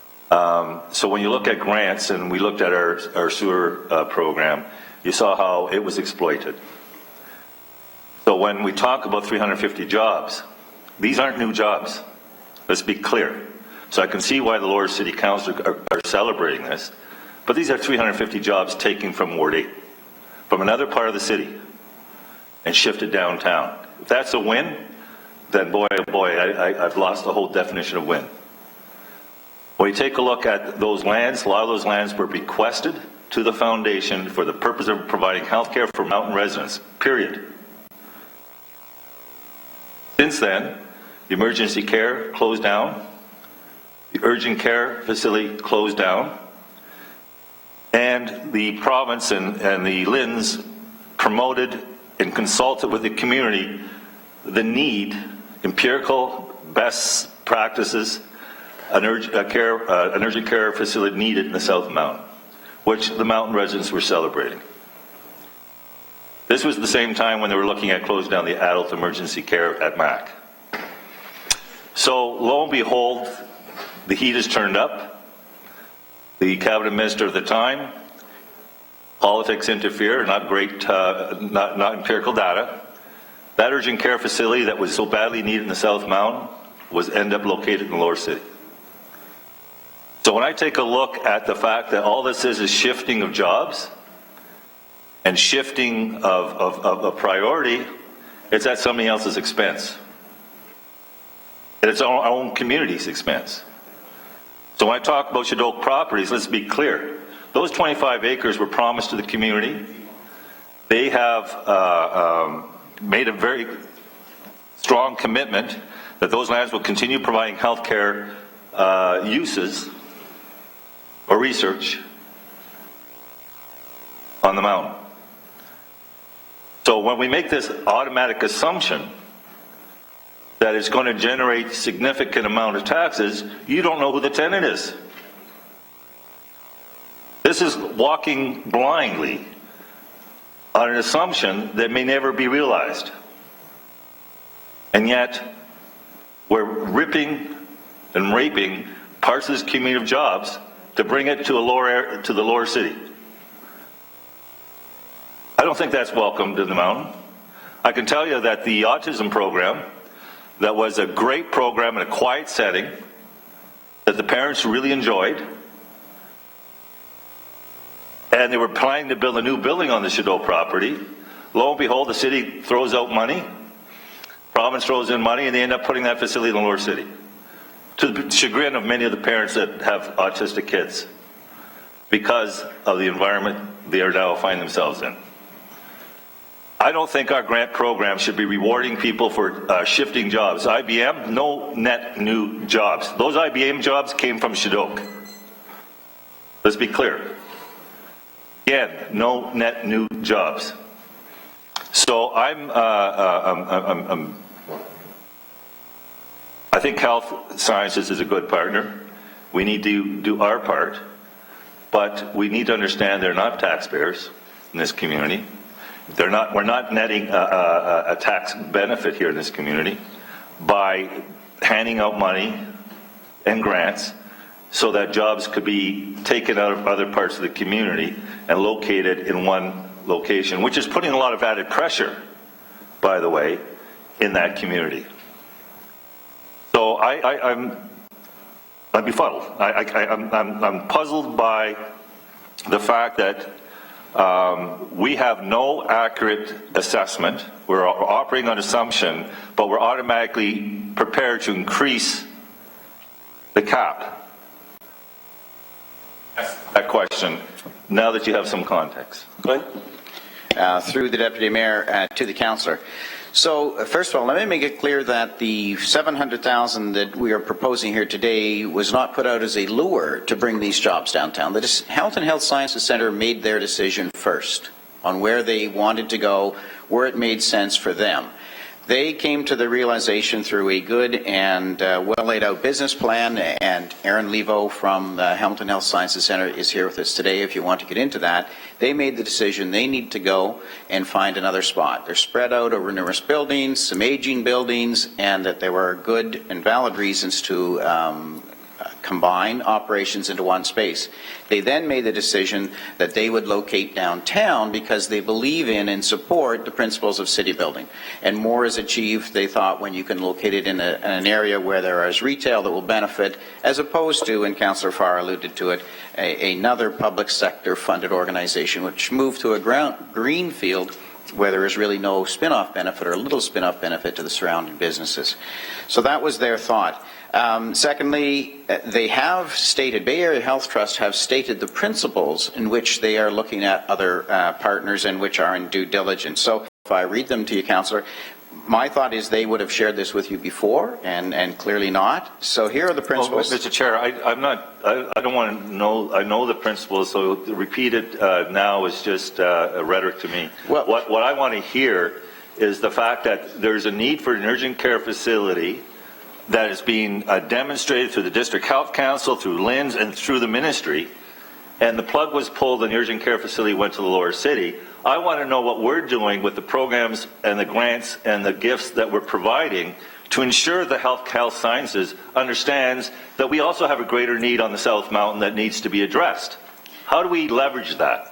And again, I don't know the answer to that question, Councillor. I can share with you their principles say that they will support community health care initiatives that support overall needs for health and wellness.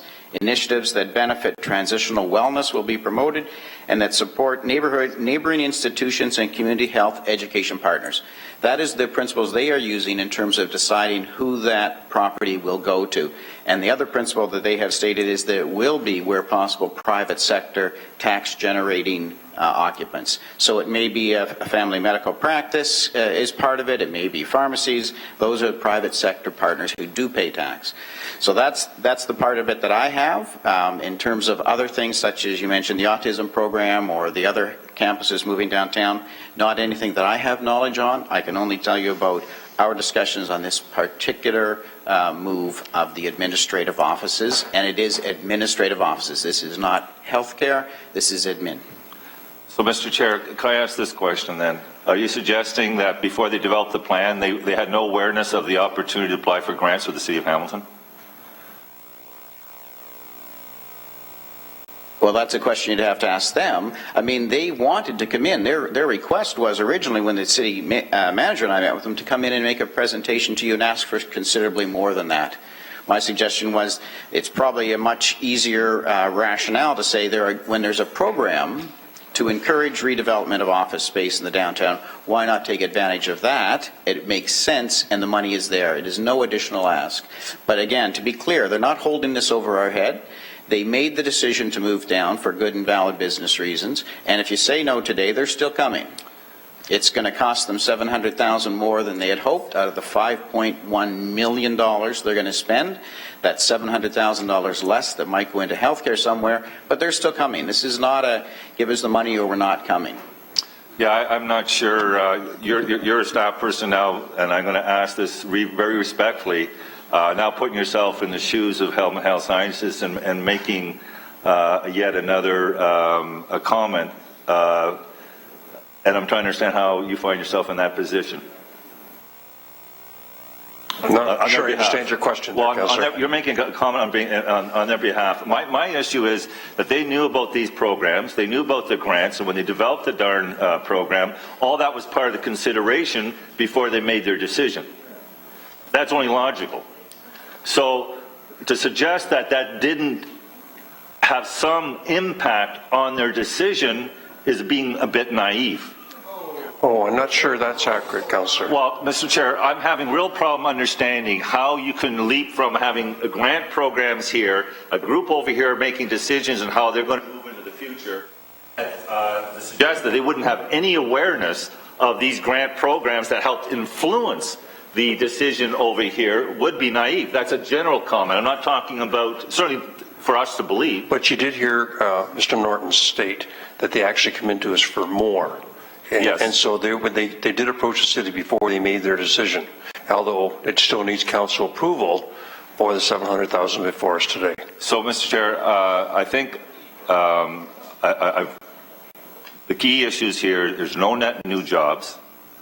But we're throwing money out to centralize their operation, help them meet their business plan. What's ours? What's ours in regards to what needs that need to be met in this city, other than the lower city? Is there any strategic things that we can leverage out of health sciences to meet the greater needs of this community? Have we taken those things in consideration before we start handing money out? That's my question through you to the staff. Jason? So through the chair, I think in fairness to what the application is in front of you, is Urban Renewal is tasked with administering a number of council-approved programs. One of those council-approved programs is designed to attract jobs into the vacant office spaces we have in the downtown core. If the question is, do we at Urban Renewal have some sort of program to direct healthcare services to other parts of the city, we don't have any programs that provide that. We don't have any grant or incentive programs to incent healthcare providers to provide healthcare services anywhere in the city, Lower City or on the mountain.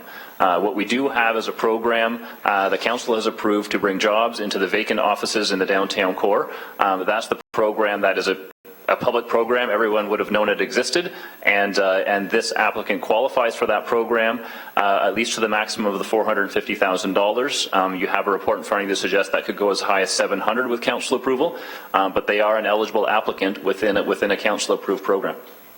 Mr. Chair, I find it challenging that I am to believe that we work in silos now.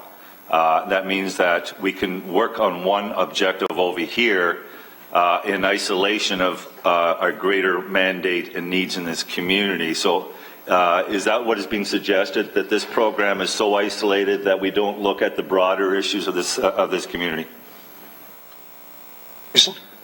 So through the chair, the terms of the program are to look at leasehold improvements in some of the downtown offices for jobs relocating into some of those vacant buildings. So that's the scope of the program. As I said, we don't have a program that looks at provision of healthcare services and providing grants, low-interest loans, any of those types of things that we provide through the CIP, providing those sorts of programs anywhere in the city through the Urban Renewal program. So, Mr. Mayor, I appreciate the Deputy Mayor, I appreciate the answer. I think the issue is we don't have a strategic approach that looks at all activities of the city to ensure that we're meeting key objectives, values, health, etc., in the broader community. So, how do we design such a system that nothing works in isolation?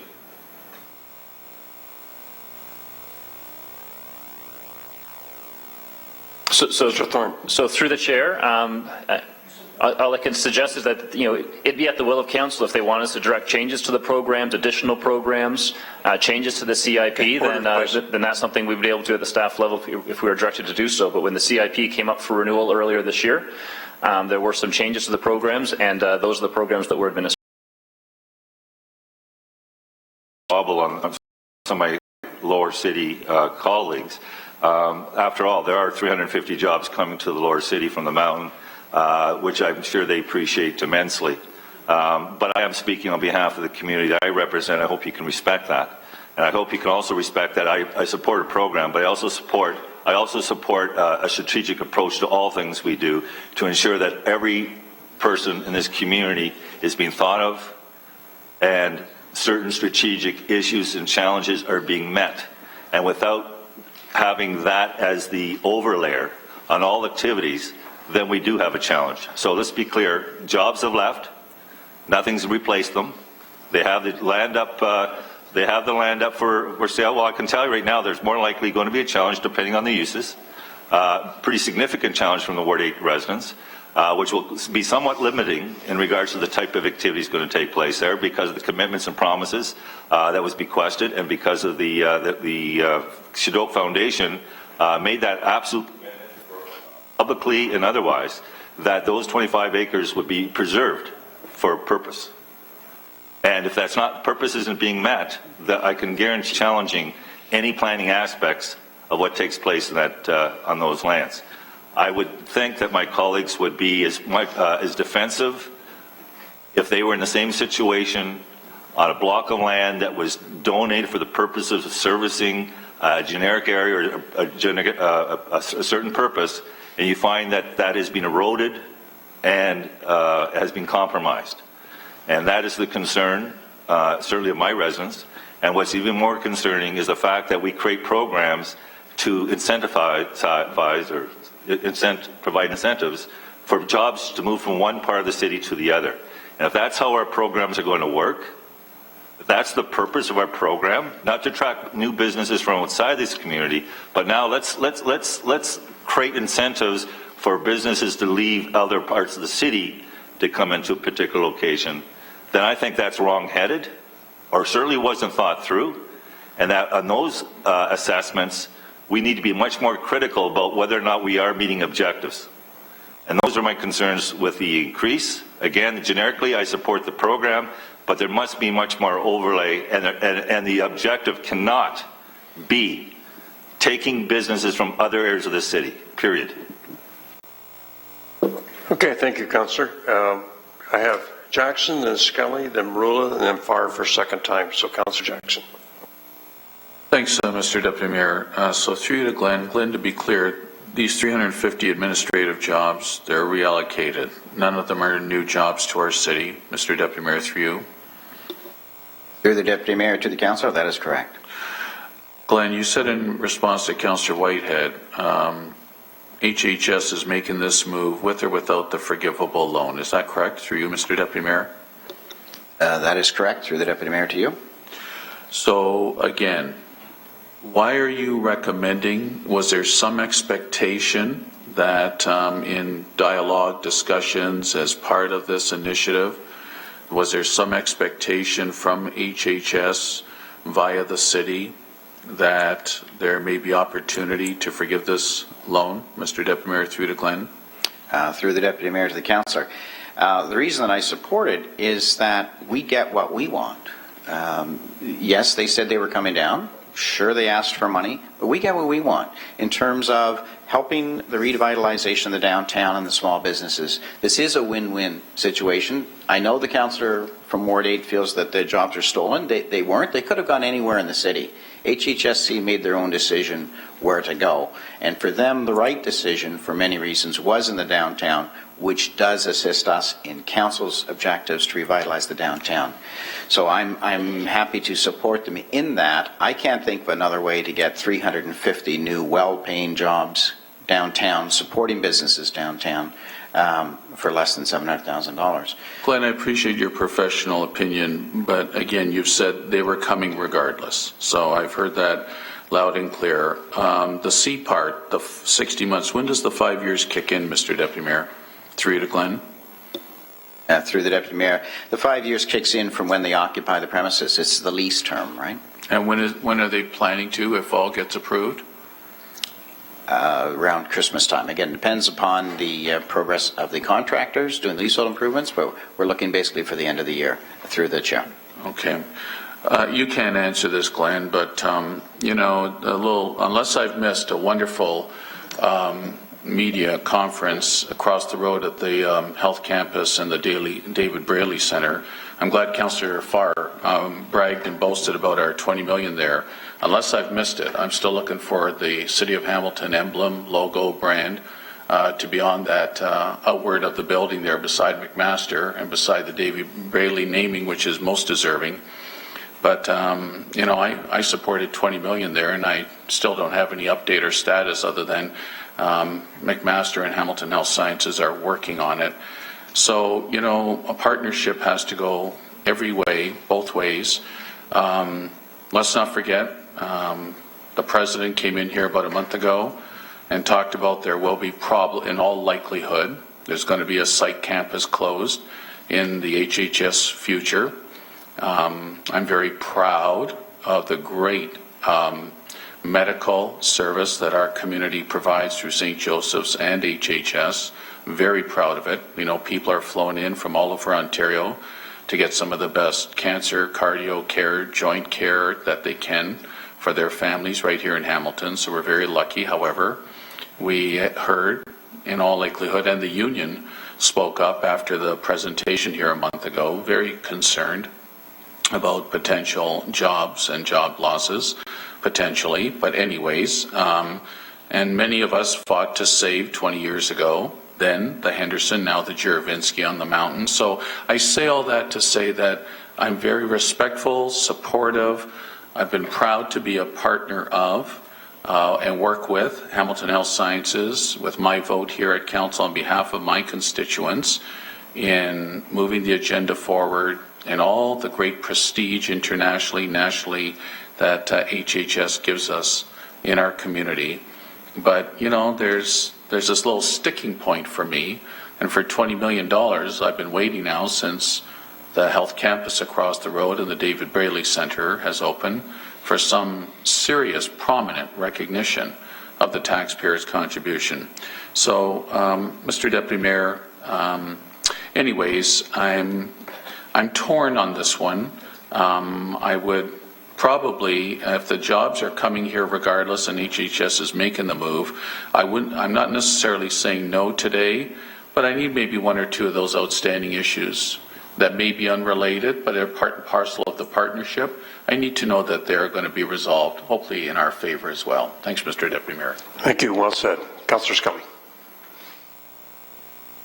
Thank you, Deputy Mayor. More concerns and comments. The most perhaps important being the fact that HHS is coming to the downtown core regardless of whether they get the $700,000 or not. And if they are coming, and they are not new jobs, these are jobs that are just being shuffled from one part of the city down to the lower part of the city.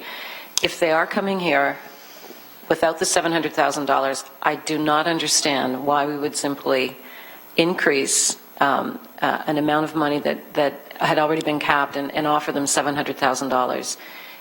These are not new jobs, and they're not, in my opinion, this money is going to be given to a project that doesn't really meet what we are attempting to do, which is to encourage more tax-paying companies, new jobs to be created in the lower part of the city. So for that reason, I'm really being challenged with supporting what's ahead of us.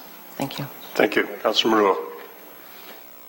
Thank you, Mr. Chairman. And let me start off by saying that I think my concern about what's before us is similar to what has been expressed, but obviously in different ways.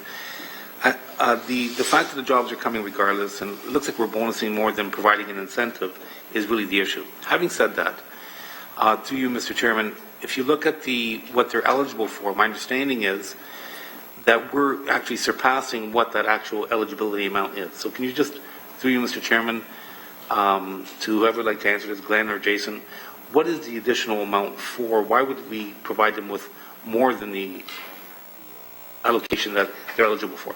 Okay, to Glenn. Through the chair. You're correct. The program was set up with a maximum of $450,000, and that was to make the money go as far as we could for different applicants, right? Same way we do all our programs, we put caps on them. In this case, we never anticipated somebody coming forward looking to spend $5.1 million. We thought the 450 representing 90%, typically people might be spending $500,000 to $550,000. That's kind of where we got to the 450. This is a major spend, a lot more than we ever dreamed of. So it was, in our view, sort of the least we could do to help this expensive endeavor along so they can focus their money on healthcare. $700,000, as I explained earlier, was just the fact that I had $400,000 sitting in this program already, and $300,000 came available, holding it aside for the GORE program. So, I mean, to your point and to Councillor Skelly's point about they're coming anyway, I mean, they made the decision based on city building, but yes, they were hoping, and still are, that we would do the right thing as a partner and put in some funds. That's all. They've been a great partner for the city. They are our largest employer. They're a key anchor institution, and they're just looking for some partner behavior. Right, and I'm prepared to support it, but I don't see the need for the adding of it, regardless of how much they're spending. Keep in mind that it's all taxpayers' money, regardless, and I don't want to go down the road of explaining the downloading crisis that the city's faced with, but it is somewhat of an upload or download scenario for us that we're welcoming. And I have no problem doing that when we have some tangible benefits from it in the court and abroad, and even beyond the court. But the reality is I'm prepared to support the 450. I'm a little reluctant to support the entire amount, only based on that premise. But I see a great deal of merit in this, and I understand Councillor Whitehead's passion. They're only moving a few hundred meters away from Ward 8, and that's the core. And it benefits the city in its entirety. The other issue of the land that is referenced, and I understand some of the perhaps anxiety surrounding whatever might be potentially developed there, but it is an opportunity for assessment growth. There could be more jobs going there potentially than what is being lost. But the bottom line is this entire city coming together and not divided, and some of the rhetoric just divides us unnecessarily. And in saying that to you, Mr. Chairman, saying it to you, Mr. Chairman, on this front, I'm prepared to support the 450, as I mentioned, so I will move the amendment accordingly if I can get the support of the committee. Thank you. Thank you, Councilor Miller. Councilor Farr, before I go to second-time speakers, can you just take the chair for a second? And I'm like Councilor Jackson and Councilor Scully. I'm divided in this one. I have trouble with us starting to pay for health care. We hear Councilor Moon constantly talk us about other downloading that's occurring from the province of Ontario. This is uplifting. This is $700,000 that would have been paid by the province. It's being picked up by local taxpayers. I also have trouble with not creating any new jobs. I have trouble with the fact that this program was initially set up so that we could recover the money by having new taxes that take over these vacant positions. And but on the flip side of that, I think it's good to have 350 more jobs in Jackson Square, and particularly in Stoco Tower that's been sitting. The retailers and restaurants will be able to enjoy what those extra 350 well-paying jobs in the downtown core. I get that part. And I also know that the Chinook campus, well, some of it may be redeveloped into an urgent care center, and that's not our job. There will be redevelopment. There's no taxes being paid on that property right now, and there will be, other than and maybe another urgent care center, new facilities go up there by the private sector that will pay taxes. So I'm divided on this one. I'm going to sit and listen to the debate a little further, and maybe a good compromise. And compromise isn't always the right thing to do, but is Councilor Marula's suggestion that we go to the 450? I don't know how that will be received by Hamilton Health Sciences. You say there's a rep here from the Bay Area Trust today. Is the Bay Area Trust, through Mr. Chairman to Glenn, are they the ones taking on this project, or is it Hamilton Health Sciences themselves? Through the Deputy Mayor to the Councillor. So it is HHSC making the move downtown, so the office space is in their name. Bay Area Health Trust is the owner of the land up at the Chinook campus, HHSC's. Okay. A representative here today is from HHSC. It's Aaron Levo, the Vice President. Who's here again? Aaron Levo. Okay. Hello, Aaron. And Aaron's with HHS? That is correct, sir. Okay. Okay, I'll take the chair back, Councillor Farr, and you now have the floor as the second-time speaker. Thank you, and great debate, and I apologize for heckling the Ward 8 councillor. I didn't really heckle. I just, he and everyone else supported these urban renewal plans, and I should note, this particular program, UTAP, is not just for downtown Hamilton. This program is for all the downtowns. We amended it accordingly, you'll recall, in 2010. So we're not just talking about downtown. And when we're talking about an influx locally, it's an ebb and flow. It goes both ways. Through you to Glenn, just the insurance company I referenced, that was a downtown move from downtown to Ward 6, as I recall. And that affected how many jobs departing this particular ward to go to another out of, I just lack of remembering. Through you, Deputy Mayor. The number was approximately 200 jobs. 200 jobs. So it goes both ways, and good for Ward 6, for the local economy there, but it does go both ways. Now, I also reference, and I got to get it on the record, Scotiabank, maybe I spoke too soon or didn't offer enough clarity. So through you to Glenn, or are planning to move out of the core, what's exactly happening at this point in time? Through the Deputy Mayor to the Councillor. So Scotia have announced a countrywide consolidation of offices into a new high-tech center in Mississauga. The actual impact on Hamilton is not known yet. It is known there will be an impact. It's still confidential, obviously, for the affected employees. They're not naive. They do understand there is an impact to them. Some centers across the country have been completely closed, and some have been downsized. So we are still waiting to hear what the impact will be. But your point is valid in terms of other companies going through consolidations. And it's not just the insurance industry, but we seem to be fighting pretty much a standstill battle in terms of getting our vacancy rate reduced in the downtown. We're just now wrapping up this year's vacancy survey, and we are still at about 14%, which is where we have been for the last 3 years. We now have the students out doing the employment count, and early indications are we're going to find that employment growth is probably flat in the downtown. So it is a bit of a struggle, and retailers are facing a lot of challenges from e-commerce. So they do need the support from live bodies where we can give it. Okay. I'm not going to beleaguer. I like the suggestion for now, 450 room. Maybe we can answer some of those outstanding questions. And fair enough. We're hearing the Bay Area Health Campus, or by extension, Hamilton Health Sciences. I heard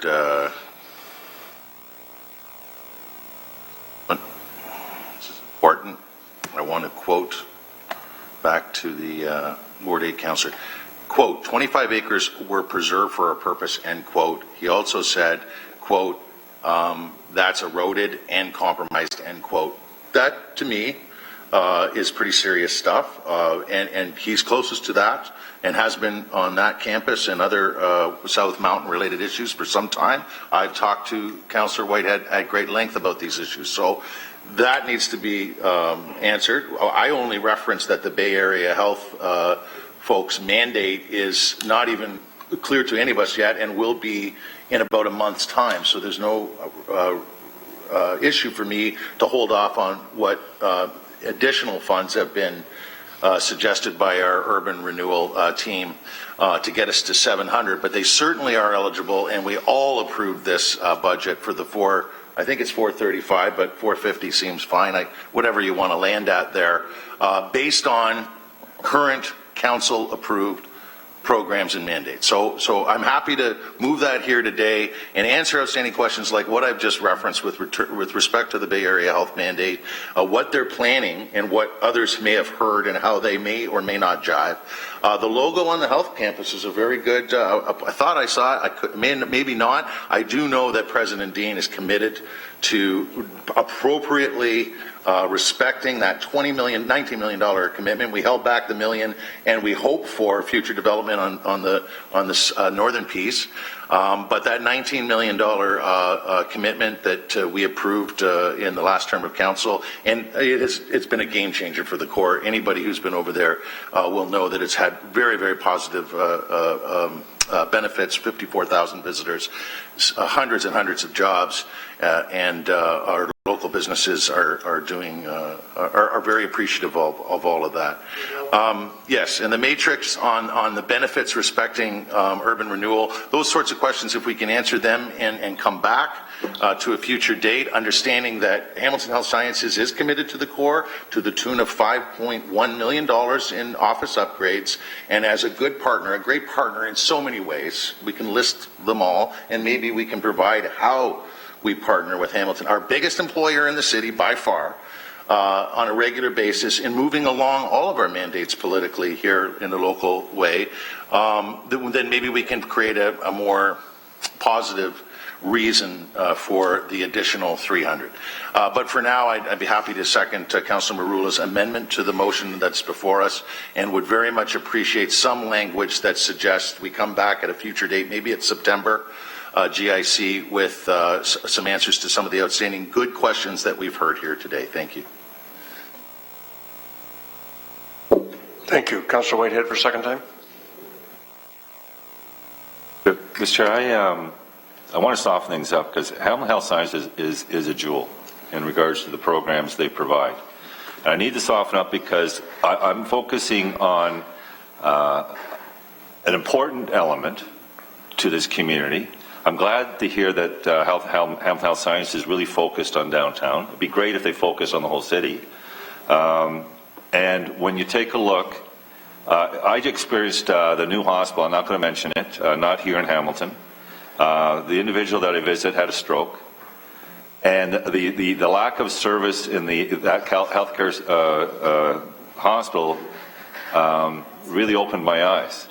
And I know that we at General Hospital, because I have been there with a patient over 3 months, and I can tell you the service was excellent. I mean, there's not even a comparison to what I experienced Friday and this morning. So the services we get here are bar none the best, without question. And I experienced that again this last couple of days on a stroke issue. So I can tell you that that as far as the services that they provide, they're second to none. And I want to also indicate that we have supported our partners fairly with the health campus across the street, or whether it's with the General Hospital and the expansions, and there was lots of zoning issues that we had to try and accommodate. There was variances that had to be accommodated. We've been very good with our partners, as we should. So I don't want to make this an anti-Hamilton Health Sciences, because they've done a lot of things good. What I really want to focus on is where I think they're failing. And where I think they're failing is the fact that this is a huge community. And in this huge community, there's empirical data over and over and over and over again. Don't have to go far to find it.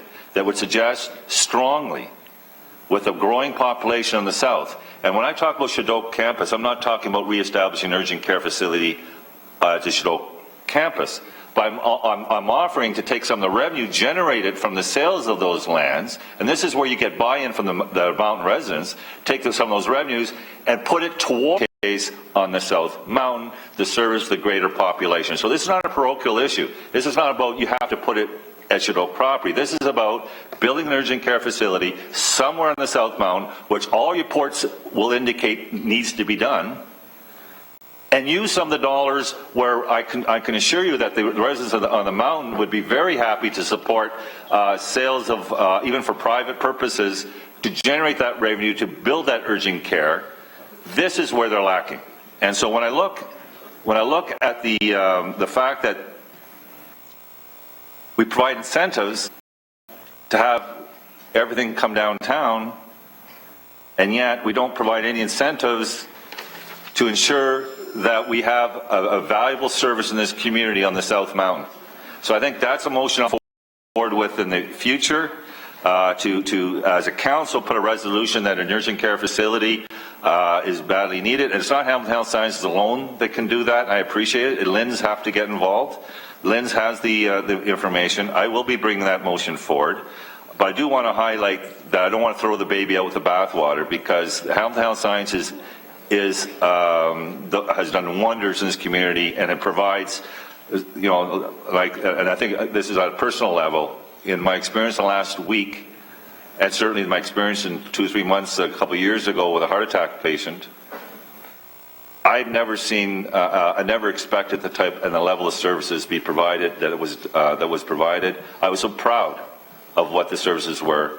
So this is not about the services. This is about strategic direction and meeting the needs of this greater community. And I think that's where they're failing on the broader needs of this community. So on this program, $450 is what the cap is. To further incentive, I already heard they're doing it anyway. We already been great partners. Great partners only, I don't think we need to continue throwing money, because I think we've already established we're great partners. So I certainly support limiting at $450 or $450,000. Thank you, Councillor Scully, for a second time.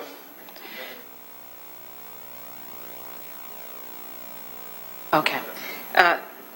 Through the Deputy Mayor, Glenn, you mentioned that the vacancy rate in the city for tenancy in the downtown core is 14%. How does that compare to other cities? Through the Deputy Mayor to you, Councillor. It's higher than most other cities in Canada. And we know why that happened, right? We know why we lost the regional offices, we lost the Stelco staff, we lost Procter & Gamble, Phillips Environmental was huge for us. They just don't have regional offices anymore. So many of the companies created a national office in Toronto, or they were bought out by U.S. companies and they moved the office south of the border. So we struggle with 14 comparable cities that, in my view, and I've set a stretch goal of 7% within 5 years. 7% is the rate where developers start to think about investing in new buildings and creating new buildings. Part of the challenge we face right now in getting people to take the space we have is that none of it is LEED certified nor can it be. And modern offices, companies looking to relocate are looking for modern space. Their employees are demanding the type of facilities and LEED certification that we can't provide with these old buildings. So we need to get the vacancy rate down before we're going to see new investment. Thank you. Through the Deputy Mayor, you've also mentioned that employment growth rate is stagnant. What concerns me about directing this amount of money, increasing beyond the cap, and giving money to HHS to relocate existing jobs. And this is the whole point. I mean, we've just spent an hour talking about taking jobs from one part of the city, moving them to another part of the city. We're not creating new jobs. We're not creating new tax revenue. And we're really not addressing what we should be doing. We should be going after Scotiabank and saying, keep your, or that head office should be in the downtown core. I mean, we need to start thinking about going after new jobs. We've spent an hour talking about whether jobs should be moved from one ward to another, from downtown to Ward 6 or from Ward 8 down to the downtown core.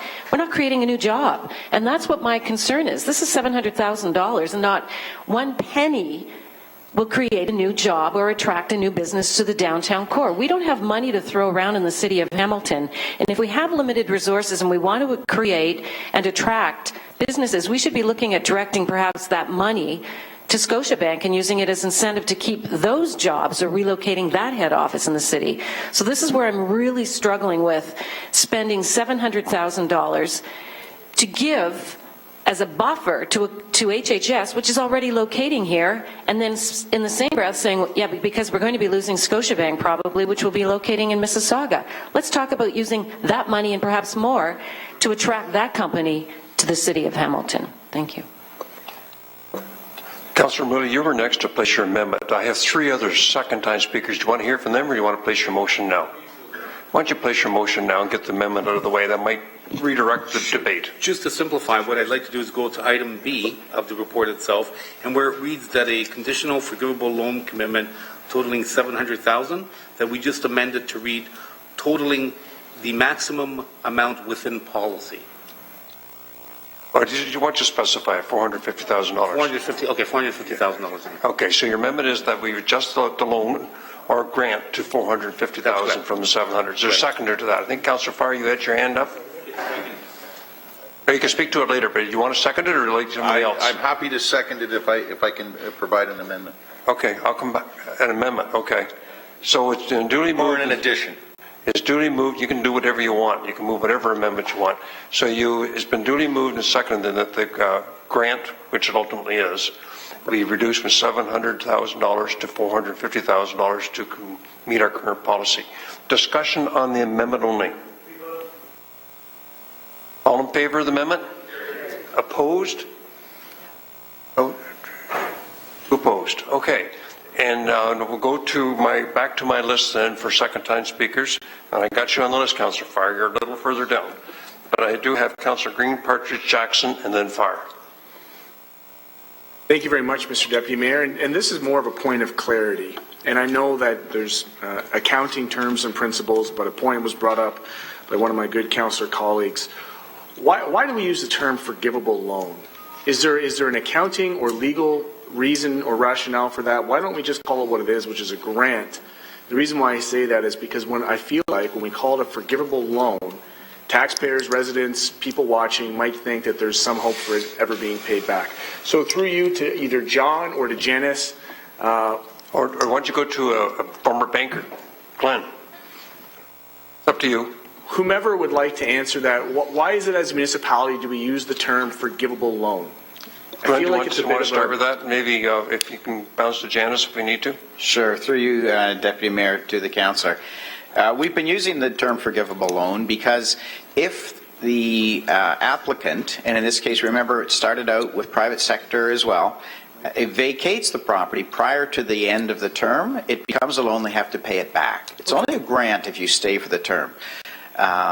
And that's where we use that word. If there's a better term that would make more clarity for our citizens, I'd be happy to use it, but that's the only one that we've used to date.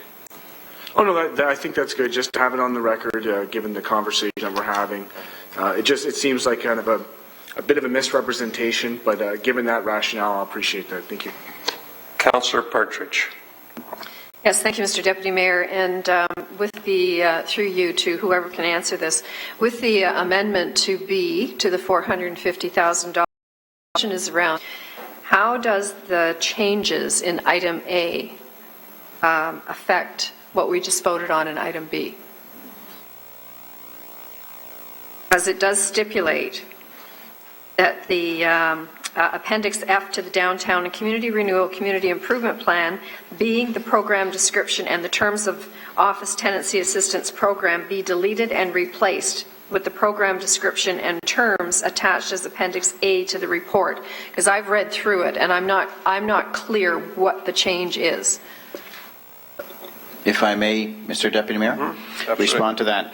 So it doesn't change at all in the appendix. What that was doing, that was a bit of a housekeeping thing. We discovered as we got into these loans and grants with public bodies where we asked for a security agreement, we discovered that it's almost impossible for them because of the nature of the operation to provide us with a security agreement. So the purpose of Appendix F was to say that it becomes at the discretion of the General Manager of Planning and Economic Development to set the appropriate security for the particular loan. In this case, certainly we are not asking for security over the assets of Hamilton Health Sciences Center. They can't pledge them. It's against their mandate. So it is just a loan agreement, which is a promise to repay.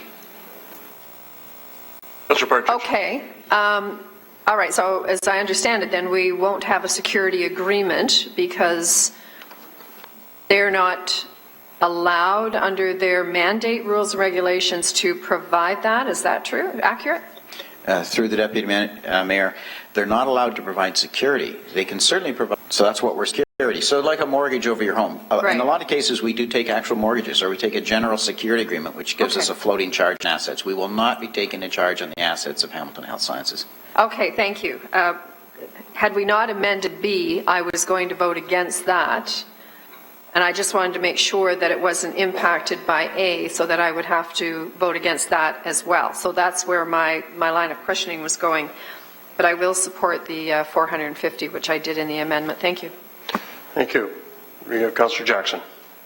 I just wanted for Stephanie's record and minutes that the Councillor Farr reference for the job relocations to Ward 6 had nothing to do with the forgivable loan. Thanks, Mr. Deputy Mayor. Thank you. Councillor Farr. I have a motion. An amendment? Or are you moving the main motion? I'll move it separate. Are you moving the main motion? Was You're moving the report 8.9 as amended. That was an amendment. Yeah, I'll move it as amended. Okay. Is there a seconder to that? Councillor Johnson, Aidan Johnson. Now, I have no other speakers on this. If seeing none. This is, separately. Okay, so we have the motion, report 8.9 as amended to $450,000. All in favor? Opposed? 2 opposed. Do you want to be recorded? 3. Oh, 3, sorry. So anybody want to be recorded? No? Okay. Okay, Councillor Scally, Councillor Whitehead, Councillor Johnson, Brenda Johnson. Councillor Farr. Through you to Chair Staff, did it look like you were trying to get our attention? No, through you, Mr. Deputy Mayor, I was just confirming who wanted to be recorded. Okay. I'd like to move that staff from Urban Renewal be requested to report back to a future GIC respecting outstanding questions that arose from today's debate that would include but would not be limited to the status of the logo recognition at our health center campus, a matrix on benefits respecting urban renewal, for example, on how Hamilton Health Sciences Corporation's presence in Hamilton's downtown core may create new jobs and assist existing and growing small business, and speak to the mandate, specific mandate of the Bay Area Health, I forget the... Bay Area Health Trust. And report back following the Bay Area Health Trust's announcement of what that mandate may be in 1 month's time. Are you clear on that, Madam Clerk? You could just praise down the last bit to say, and report back on the Bay Area Health Trust's mandate with respect to the current Chinook lands. Okay, so very specific. And I will send a copy to you. Is the Bay Area Health Trust mandate for the Chinook campus? Okay, seconded by Councillor, I think you want to second it, Councillor Whitehead? No, Councillor Green, you seconding it?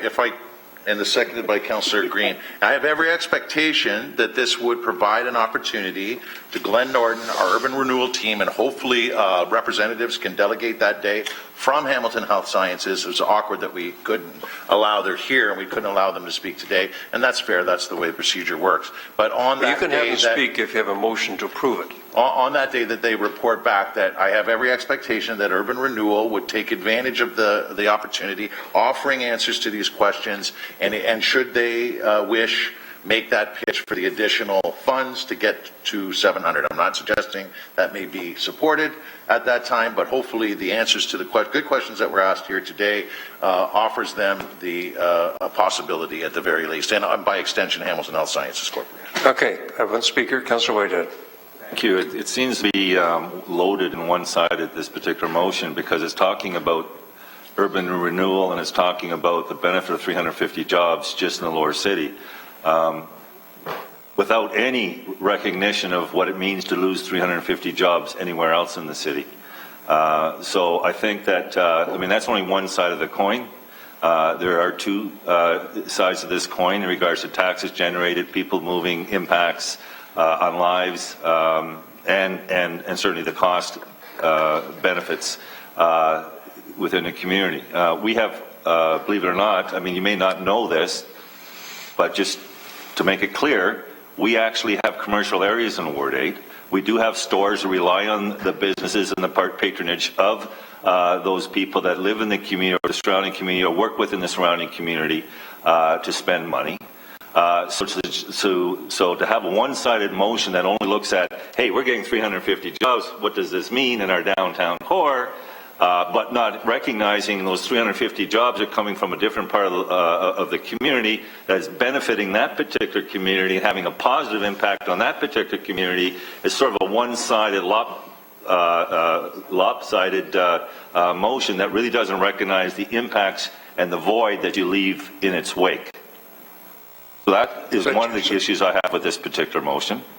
The second piece is, Mr. Mayor, that I think it's important, very important, and maybe the downtown councillors don't feel this way, and I respect that, but an urgent care facility is badly needed on the South Mountain. Badly needed. So we keep throwing money at Hamilton Health Sciences without using some leverage in any way we can to say, look, we have a growing population. It's growing over 2.2%. Benbrook, for example, we're talking significant growth of population, 3 times of the downtown, collectively. And yet, all the hospital locations, except one, is in the lower city. So I want to start shifting as a council. If we really believe and we want to come together, that we need to recognize that, the LINs already provide the empirical data why the need is there. Unfortunately, politics came to play and the urgent care went downtown.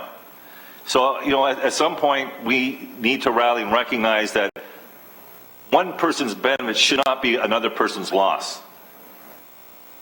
And if we want to really rally around something, then I would hope that we would ask that anything we do with Hamilton Health Sciences in regards to grants, loans, etc., going forward, will tie into our strategic plan to build an urgent care facility on the South Mountain. And I don't care where in the South Mountain, they can determine that location. It just needs to be done. Okay, we need to move on in this issue, but Councillor Farr, I'll let you wrap things up and put the motion. Just to be very, very clear, in my motion, I reference the Bay Area Health Board, the trust. Thank you. To when staff reports back, be very clear on the fact that this isn't one person's benefit to another person's detriment, that they have a principle. We heard Glenn talk about those principles, but there was unfortunately some disconnect on what some of us heard and what others suggested, and both were vague. but they are to support community health and wellness, to open up to the private sector where possible. We heard our urban renewal team talk about the mandate up there in Ward 8. So it's not like it's going to be a vast wasteland. There's a repurposed plan, but we need to hear what that plan is. And I think that if you check the last bullet point of the motion before us, that's exactly what that speaks to. I'm not talking about taking from one and leaving the one we've taken from without any plan whatsoever. Clearly, the Bay Area Health Trust is focused on repurposing and to the benefit of not just obviously the Ward 8 community, but the city as a whole. So that's in the motion, to be very clear. Thank you. Third time, Councillor Whitehead, please limit it to 30 seconds. It's actually the second time on this motion. I would say that the issue here is that those 350 jobs are gone. Those businesses that have been impacted are not getting any benefit and will not until something happens to those properties, God forbid how long that will be. But in the meantime, there are businesses that are not being patronized by those individuals working in the ward for a year, 2 years, maybe even 3. So there is a void, there is a gap, and there is a loss. Thank you. Thank you. So I'm going to put the vote. This is Councillor Farr's special motion that I've allowed into place. But all in favor of the motion? Carried. Opposed? One opposed. Councillor Whitehead. Let's move on to 810, which is the Hamilton Tax Incentive Grant Program, 3139 King William Street. Any discussion on it? Seeing none, is there a motion to approve it? Moved by Councillor Farr, seconded by Councillor Johnson. Was there somebody tinging the glass over here? Oh, we'll let that go. Seeing no further discussion, all in favor? Carried. Just move. 811 we've done. 812, this is the City Enrichment Fund application above 30% policy. Discussion on it. Moved by Councillor Collins, seconded by Councillor Green. I have a question. Are you seconding it? I'll second it, but I have a question. Okay, and as moved second, discussion. I just wanted to perhaps ask through you, Mr. Deputy Mayor, to staff, is there, given the list that we have before us, you'll remember I asked for the list, is there, would there be reason for us to revisit this policy? Who's the right staff person who wants to take this? Down. Thank you, and through the Deputy Mayor, the 30% policy has actually been in place for the entire life of the program, even pre-City Enrichment Fund. And it was always there with the intention that the city would contribute to organizations in the community and their success, but would not necessarily fund beyond that. So from a staff point of view, we have a responsibility to bring a recommendation for funding that stays within the policy. But as with all discussions at the grant subcommittee or here at committee, if there are reasons individually that an organization should go beyond that 30%, it's certainly within the framework of council's decision. So could you just, for the sake of those not in the subcommittee, maybe just expand on what we're going to do moving forward just to keep things transparent, so that organizations know, or at least people know, what organizations requested versus what was recommended and listed, because there was some discrepancies at the meeting, and I think it'd be good just for folks to have a better understanding of that. Yes, certainly, and through the chair. So at the time of application, we certainly invite any organization to apply for an amount that they see as appropriate for their organization's needs. In all of our materials, it does very clearly state that the policy is not to exceed 30%.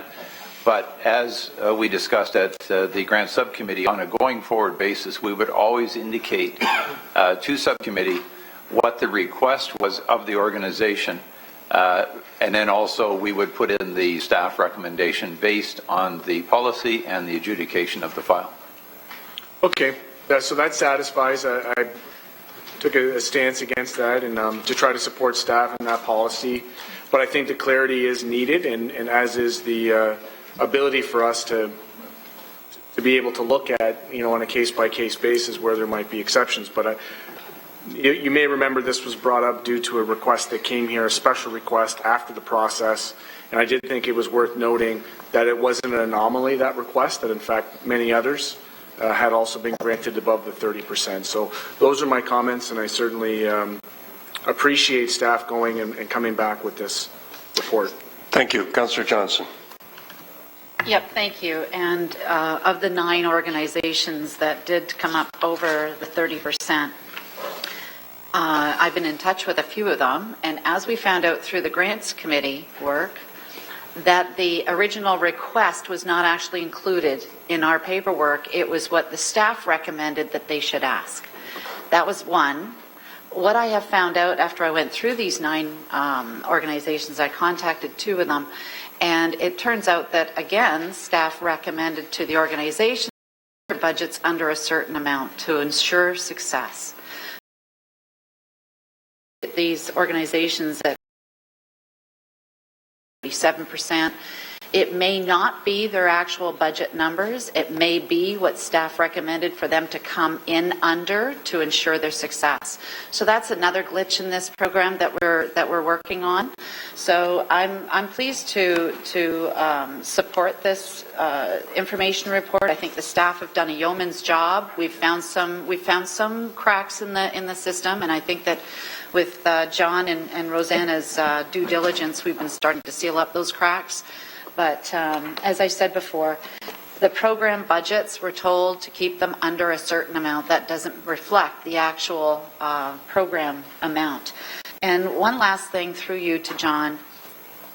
One of the things that I've noticed as well is that although that volunteers basically run these events from start to bottom, don't have any office staff, don't have anybody else, but they do have expenses, whether it be office or whatever. One organization has over 1,500 volunteers, and they've recorded over 120,000 volunteer hours.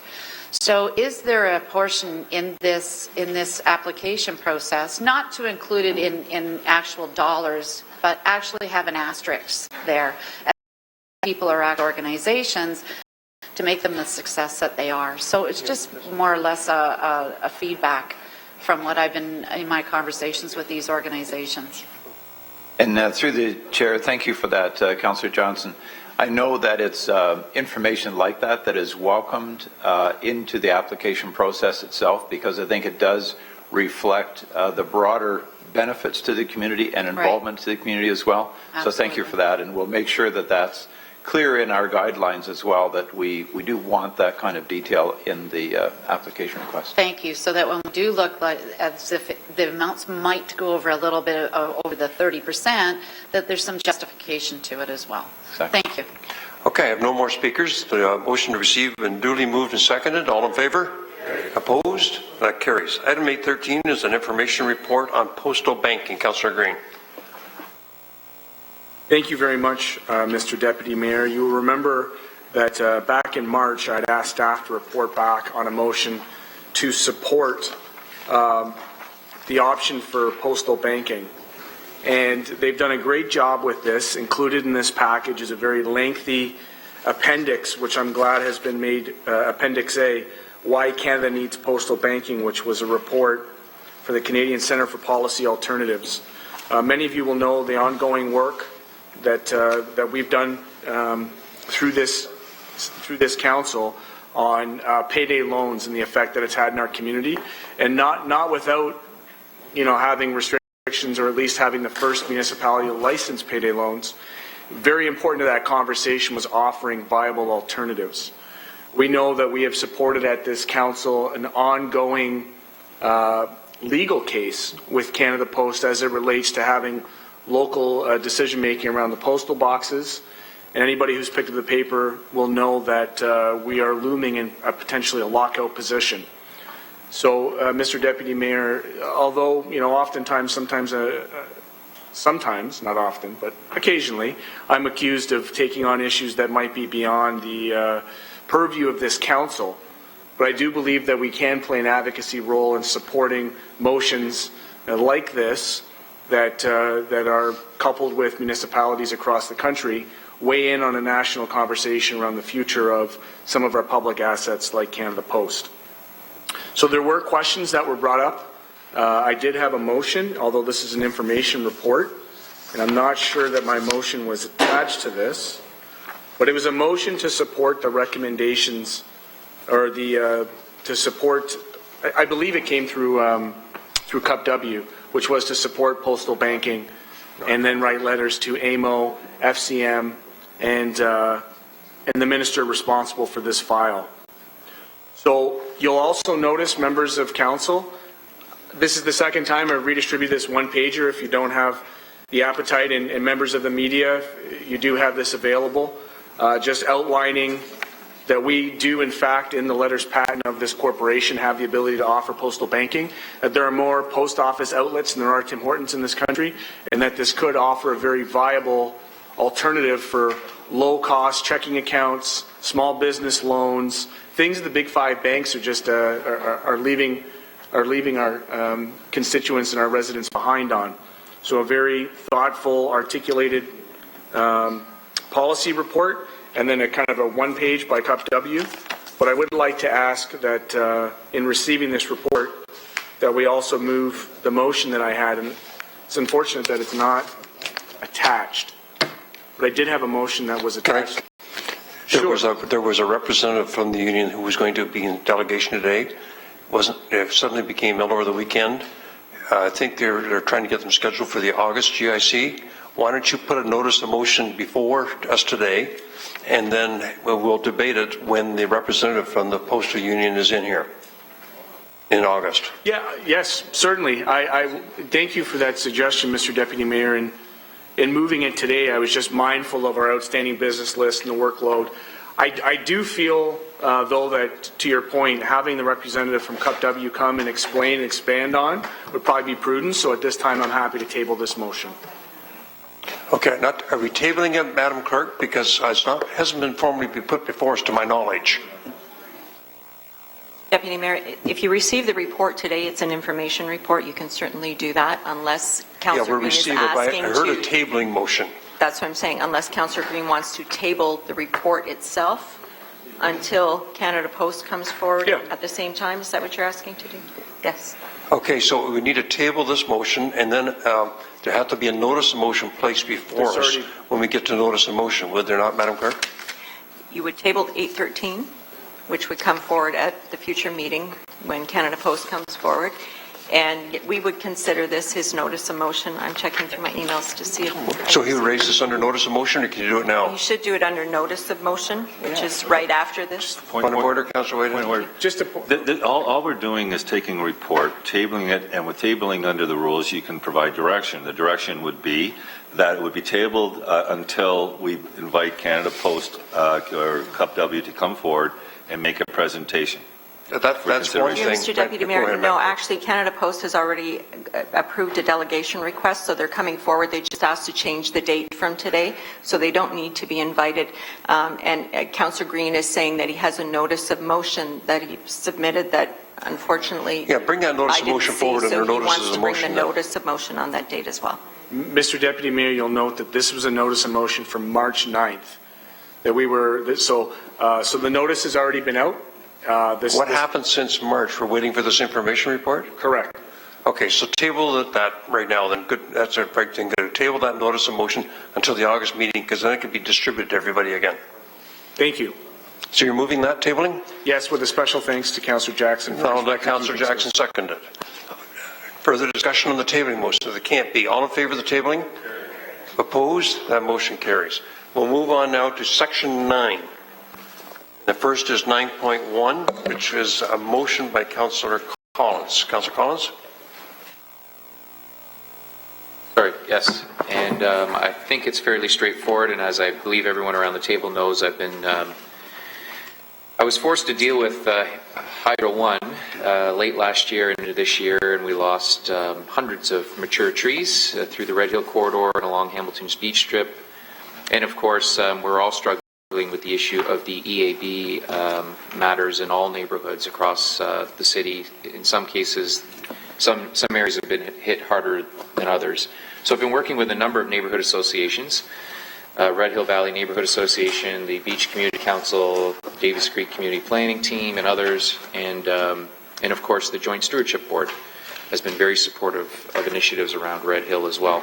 So this motion seeks to try to come close to replacing what we've lost in all areas of my ward, and I am utilizing the Hamilton Beach Reserve, which is earmarked for the beach community, as well as my area rating resources for this initiative.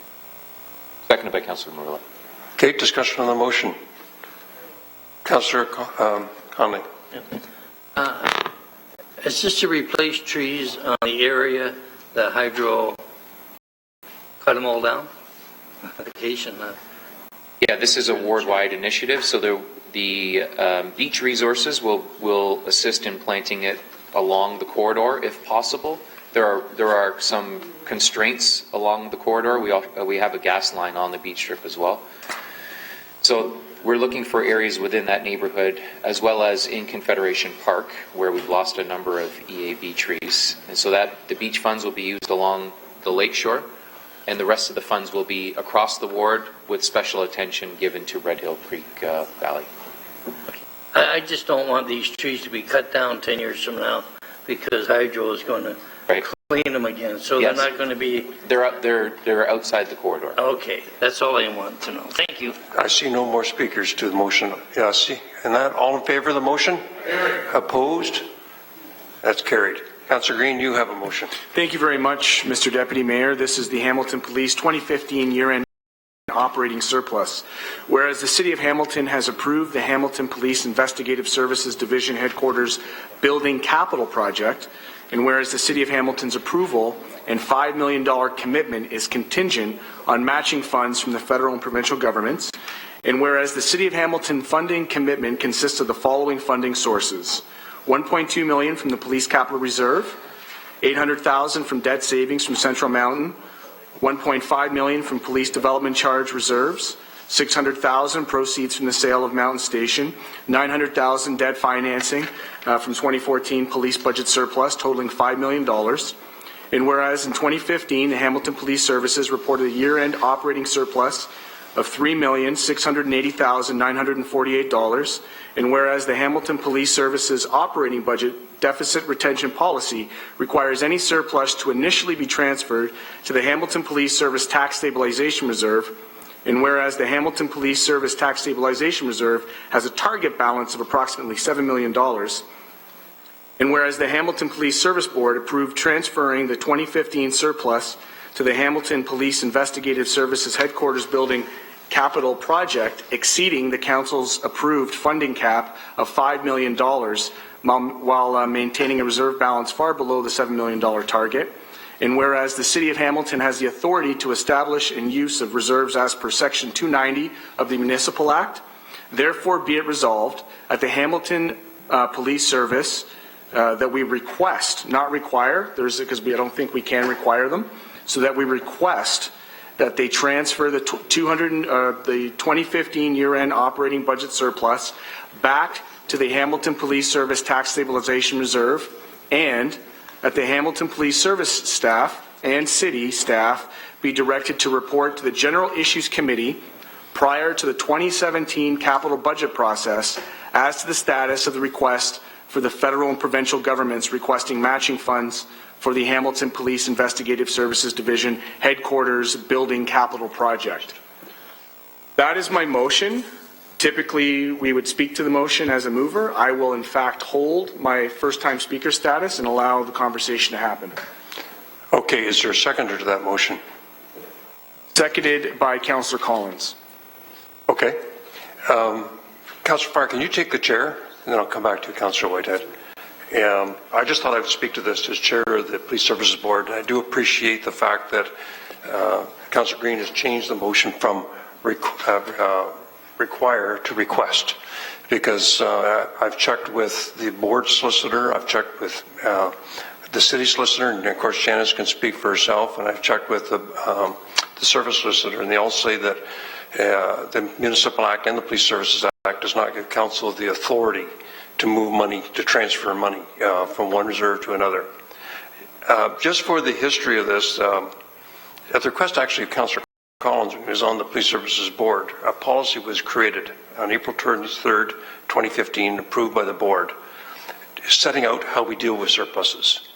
And it first does go to the tax stabilization reserve, the police tax stabilization reserve, and then there's 7 other areas that we can transfer money to out of the police tax stabilization reserve. One of the categories is item 7, to transfer funds through Hamilton Police Service Board recommendations and resolution to another police reserve for funding for future capital projects. So that's permitted in the Hamilton Police Services policy. That policy was presented to General Issues Committee on July 6th. That the report respecting the Hamilton Police Services Board operating budget surplus deficit policy was received and approved. That was ratified by Council on July 10th. So this is a policy that was created by the Hamilton Police Services, approved by the Hamilton Police Services Board, received with little debate, and if you had concerns with it, it would be referred back at that time, but it was received in July 2015 and then ratified by Council on July 10th. In addition to that, on April 11th, 2016, 2 months ago, that it says that there was a report from Mike Zagaric, and it had to do with tax and rate operating budget variances. So this is where we dealt with all the variances and all the budgets throughout the city, not just police, but library and all our other departments. And part of the recommendation was on page 2 of that report, that for police, that the $3,680,000 be transferred to a police reserve. That was approved by Council. And so I believe, Madam Clerk, if the Councillor was going to require us to request the board transfer the money back to tax stabilization reserve, we'd need a 2/3 majority on that. Would we not to reconsider that? Through you, Mr. Deputy Mayor, if they've just directed them to put it in the reserve, which they did, and they moved it then afterwards, according to their policy, into the capital budget. If you want them to remove it from the reserve and no longer keep it, or to retract it, yes, that would require. But it reserves. Yes. Okay, I don't know where to go with this now that the councillor said just request the board. But what was the word you used, Councillor Green? We would ask the board to transfer it back? You changed the word required to request today. So request, Yes. rather than require it. Which, Okay. through you, Mr. Deputy Mayor, is appropriate. Request is appropriate. Okay. So I have trouble with this because the police board followed their policy to the letter. No, Council approved that policy. And it was very transparent to us in May that there was these surpluses that was going to get transferred to a police budget reserve. So I have trouble with doing something that's outside the Municipal Act and outside the Police Services Act. However, if it's simply a request, the board can just deny the request once it gets back to us if that's their wish. So that's my comments. I will not support this motion because I believe the police have followed their policy, which was brought to Council to the letter and is appropriate. So with that, I'll take the chair back. And Okay, you have Councillor Jackson, but first Councillor Whitehead. Yep. And now Councillor Aidan Johnson. Thank you, Mr. Deputy Mayor. I can certainly appreciate where the good councillor is coming from, and the taxpayers of this community. We levy, close to $150 million a year from taxpayers of the community to run a tight ship, which obviously is happening. But no one expects when you're running a tight ship that you would have some significant surpluses. And that would beg the question, how do we find ourselves in a situation where you're having these surpluses on a levied service in our community, which significantly impact every taxpayer in this community, and they're looking for answers. So from that perspective, I can appreciate and understand the concern of some of these significant bonuses or certainly operating surpluses. But I know that that the explanation on each and every one to them, you appreciate, understand that it wasn't the board or the police services padding or building a budget that was realistic to the needs of this community. That is not how those surpluses were created. There wasn't anything untowards in regards to the process. However, there were certain circumstances that took place over the last year that resulted in favorable surpluses in our budget. So I want to highlight that nothing untowards, favorable surpluses, unique situation, and I've been on the board for about 10 years, 10, 11 years, and I rarely see these kind of surpluses. So there's nothing systemic here. I want to make it clear. These are circumstances that can individually be explained in respect to these surpluses. Secondly, Mr. Chair, I know that, and I really appreciate again the request on the. It was Councillor Collins that did ask for a policy because we didn't have one really in place and it was a bit loose, in my humble opinion, in regards to how we dealt with surplus and reserves. So there is a policy that's been established. It is in place, and it was exercised. The other piece that I want to highlight is, yes, there has been a strategy to try and do the very best to meet an acute issue on the forensic facility. Now, I mean, there might be a difference of opinion, certainly given myself and some of the board members on how much is actually needed in regards to square footage, but we're having that discussion. We're going to get that clarified because the answers are becoming forthright from police in regards to the questions I've asked.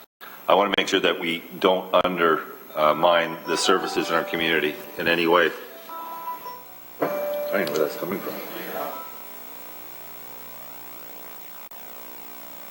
No, we can't find it.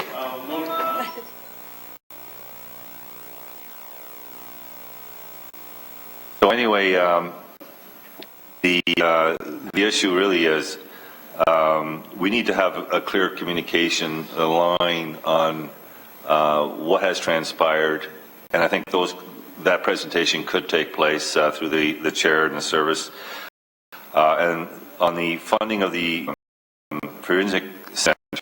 There's no question there's a need. How great a need, how much, how square footage. I think that's where there might be some, not necessarily all, but some concern. But I know there's a strategy that the chair and our police services, and I see Ken Weatherall, our deputy here, they've been working on that in absent of potential funding or support from the federal provincial government, we may be able to do it in-house over a longer period of time. And I'm not going to get into the strategy because, again, the leadership of the chair, I don't want to take and steal his thunder. But again, good leadership on that front. So for those reasons, I know where this is coming from. It's coming from a good place. I think it's premature without having the benefit that I, as a board member, have, and maybe that's what we need in regards to clarification here at Council Chambers. So for those reasons, I will not be supporting this motion. Thank you. Councillor Jackson. Thanks, Mr. Deputy Mayor. First of all, I want to acknowledge the presence of Deputy Chief Ken Weatherall and finance people from the Hamilton Police Service, John Rendazzo and Ted Mason. I really appreciate them being here. I think in the past, Mr. Deputy Mayor, we've had questions, whether it's been consent items or action items from Hamilton Police Service.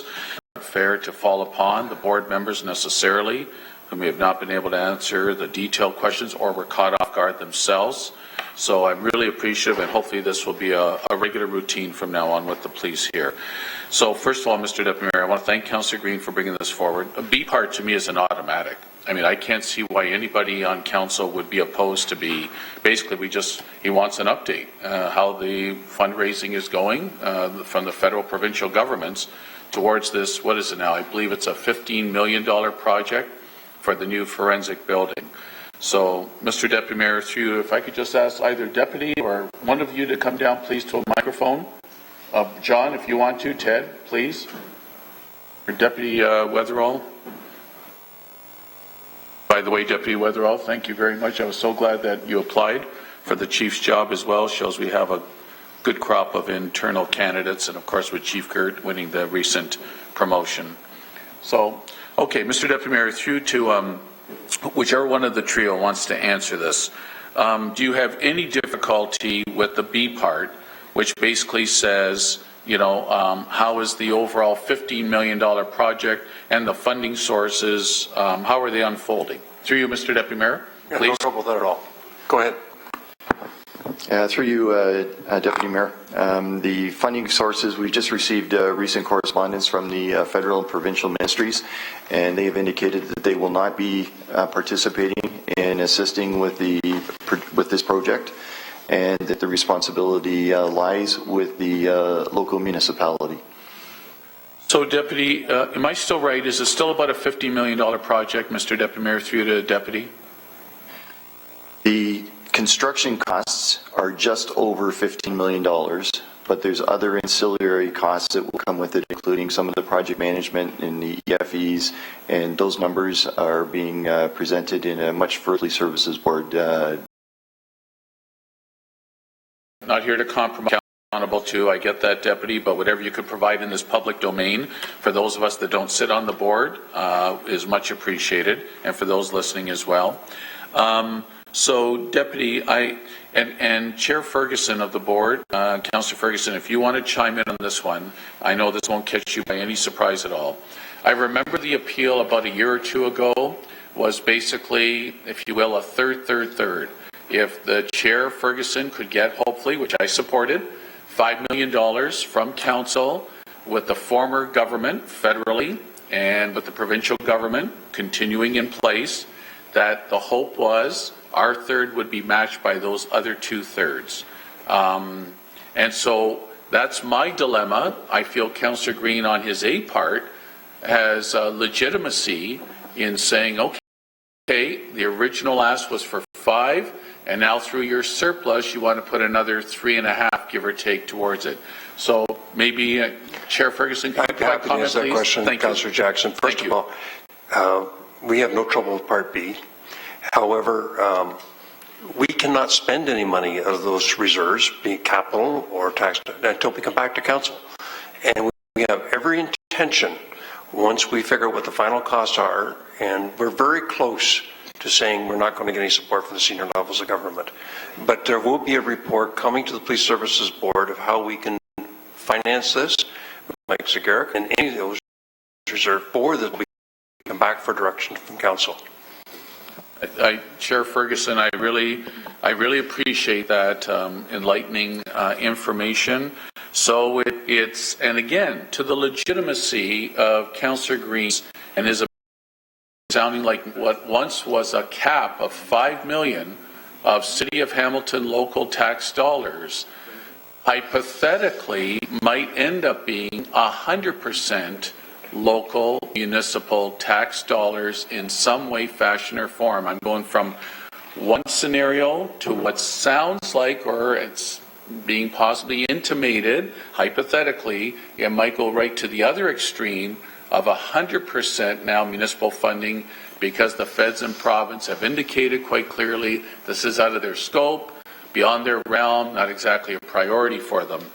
So, Mr. Deputy Mayor, in light of all that, and I appreciate all the work going on, and by the way, I'll say it one last time, I think when the former chief was here about 5, 6, 7 years ago, if I recall, there was a renovation option for about, if I recall, memory serves me right, about $6.5 million.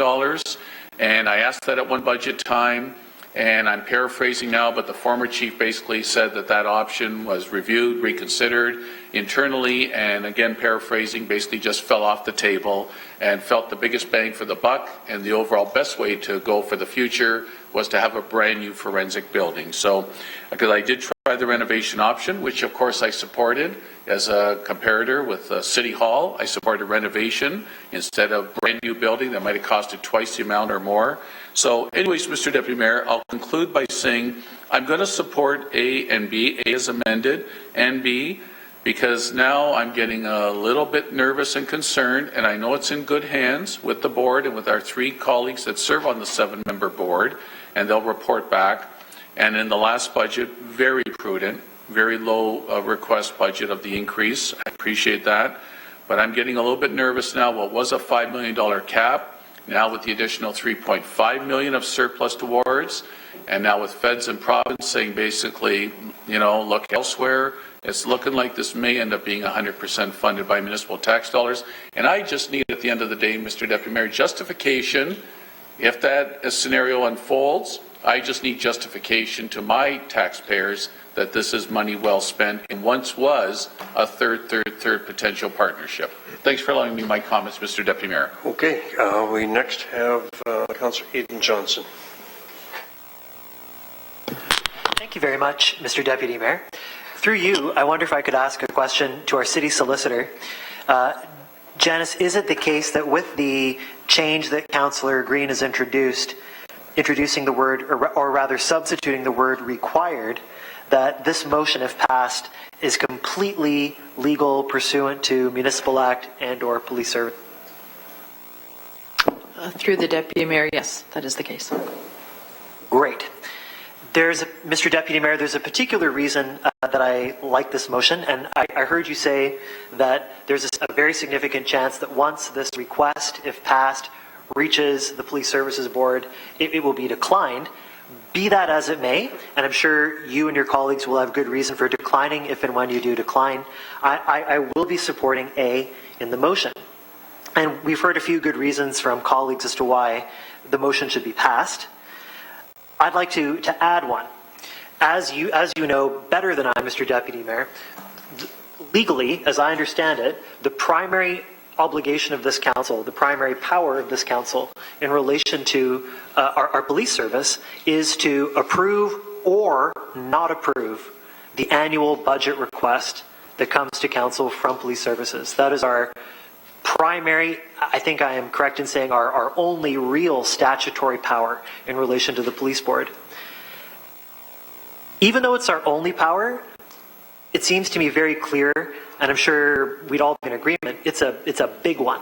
It's a big responsibility we have every year in clearing, approving that line in our budget. To me, the more information we have, the more discussion we have in the months that lead up to budget debate, the better. That way, wisely and with maximization every year. While I have the floor, I wanted to thank Deputy Chief Wetherill for a very good meeting that we had a few months ago with Charles Brown, our city auditor. Charles has offered to bring his vast experience in provincial government auditing to the police board simply to help, simply to fill in how will I phrase this correctly? Simply to help, simply to add support to the vast task that our police have on their hands with the budget and with their auditing process.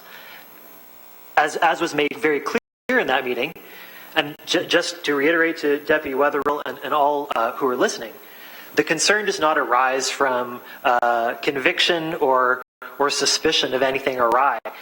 Rather, it's simply a recognition that it's a huge task that police services have on their hands in making sure that every question, every concern, and I think it goes without saying that these questions and concerns, when the public has them, when councillors have them, when Councillor Green specifically has them, all come from a good faith place of wanting to make sure we have an efficient and legal and maximally respectable police service. Whenever these questions and concerns are present with us, that they're answered. And the good answer, one of the primary points of value in Councillor Green's motion is that it simply advances a conversation. It clarifies for us what our powers are and what they are not. Every bit of dialogue between this body and the Police Services Board is good. And that's why I'm pleased to support this motion. I think that Councillor Jackson illustrated the point I'm trying to make. I think it's good that we're talking now about the price tag and the funding sources that will be relevant to the decision we have to make about the eventual forensics lab, which I've voted to support in the past. So I'd like to thank Councillor Jackson for illustrating my point, and to everyone for participating in this very good conversation. Thank you very much, Mr. Deputy Mayor. Councillor Green. Thank you very much, Mr. Deputy Mayor. Launched into my rationale. And I would have to just open by saying through you to Deputy Weatherall, I'm very grateful for him being present here today. There have been some other scenarios that have played out here at Council where we've approved things that we didn't know the final cost to, didn't have anybody to ask questions from, and so I'm encouraged that he's here today to answer those questions, particularly the question by Councillor Jackson. And I'm a little bit shocked that that information wasn't forwarded to us, given the size and scope of this project, that we are under the potential or pretty good likelihood that the upper levels of government are not interested in this program anymore. And I say that because when we talk about making decisions in good faith, there was some rationale given to what we approved previous to this. And I have to say, Mr. Deputy Mayor, I went through the Hamilton Police Service Board's financial reporting when the surplus was reported. It did not have on that report a transfer to the tax stabilization reserve. It didn't just come with this, it went straight from the surplus into the capital budget. I didn't see allocated in the accounting principles a line item transfer that shifted into the tax reserve. I didn't see a motion from the Police Service Board that had it go from tax stabilization reserve into the capital reserve, nor do I believe that we around this table knew that that process was happening as it happened. I don't think we knew what the surplus was, and I think that there was some discussion around that. Nor do I believe that we agreed at this council to increase our contribution from $5 million at a third to 8.6, almost 8.7, which is now representing what we know to be reported at over 50% of the budget. The province is out, the feds are out, and we have very little control around this table as it relates to the police board. And in fact, the police service board has little to no control over their budget as it relates to salaries and wages and common interest arbitration. We know all that to be true. The only thing that we have control over is capital. That's it. And yet here we are, going from a third to 50%. My question through you, Mr. Deputy Mayor, to Deputy Weatherall, and I appreciate him being here, you mentioned ancillary costs. 15 million plus ancillary costs. Down the line we are, and given how well planned out the Hamilton Police Service is, could you please comment on how much the total estimated cost of this capital project would be? Are we talking 20 million, 25?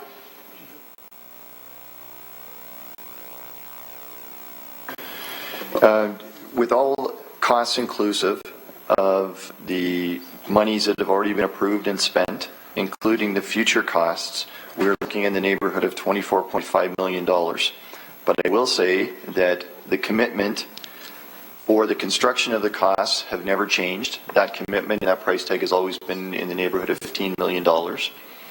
And the additional costs associated in excess of the 15 were to come from future budgets with experienced budgeting processes that would take place. One of the reasons that we were particularly diligent in remaining at the $15 million mark was because that was the amount of money that we believed, going back in time to 2010 working model, that we believed, based on our best intelligence, that we would be able to get from the province and from the federal government. So those additional costs were connected, and this is very complicated to try and explain without a report in front of you, sir, but those costs were going to be coming with the retirement of the debt of the current mountain station, with the sale of the mountain station, the old mountain station, along with additional funding that we would be able to save over the coming 2 to 3 years that were all connected to those additional costs. But the construction amount was never to exceed the $15 million. I believe we're around $15.6 million, but that involves a lot of work with the architects and the designers now having us 6 years farther along from the 2010 proposal to now being 2016. And if I may, through you, Deputy Mayor, And Councillor, I'm not sure whether or not you received this entire report in totality, but it is Police Service Report 16-068, presented on the 26th of May 2016. On page 6 of 6, it does indicate that all surpluses will be recorded, the monies placed into the Police Tax Stabilization Reserve. I'm not sure whether you received that. Which it was. Yes, at the time that this motion was put forward, they hadn't posted that final report. All I had was the agenda. In the agenda, as reported, I believe it was a straight transfer. And at the time, I did go over this with staff, Mike Zagaric, who's not here, to have that explained to me. So I do appreciate that. And I also appreciate the fact that you're here, Mr. Deputy, because just having this conversation, having access to this new information, feds are off, provinces off, 15 to 25, is very enlightening and I think very germane to the conversation. And I say that again because we know that we have no control over wages. And I think they call it common interest bargaining or arbitration. The average annual growth of police spending between 2002 and 2011 was 6.3%. This compares the inflation rate of the same period of 2.1%. So in other words, for the last decade, police spending has grown 3 times the rate of inflation, which is a very interesting situation that we're in as municipalities. Also worth noting for members of council, we're hearing lots of talk around the current model of police and police oversight and governance. For the first years, stations that come out of council are very germane to informing the Ministry of Correctional Services and Community Safety on the diligently researching advocacy that's coming out of AMO, advocacy that's coming out of the Ontario Board of Police Services, and everybody's saying the same thing. So this is of no surprise, and certainly I'm not the canary in the coal mine. There are lots of people across the province who are saying the same thing, that the cost of policing is out of control, that the municipalities, based on the fact that it's on the tax levy, have little to no oversight and say.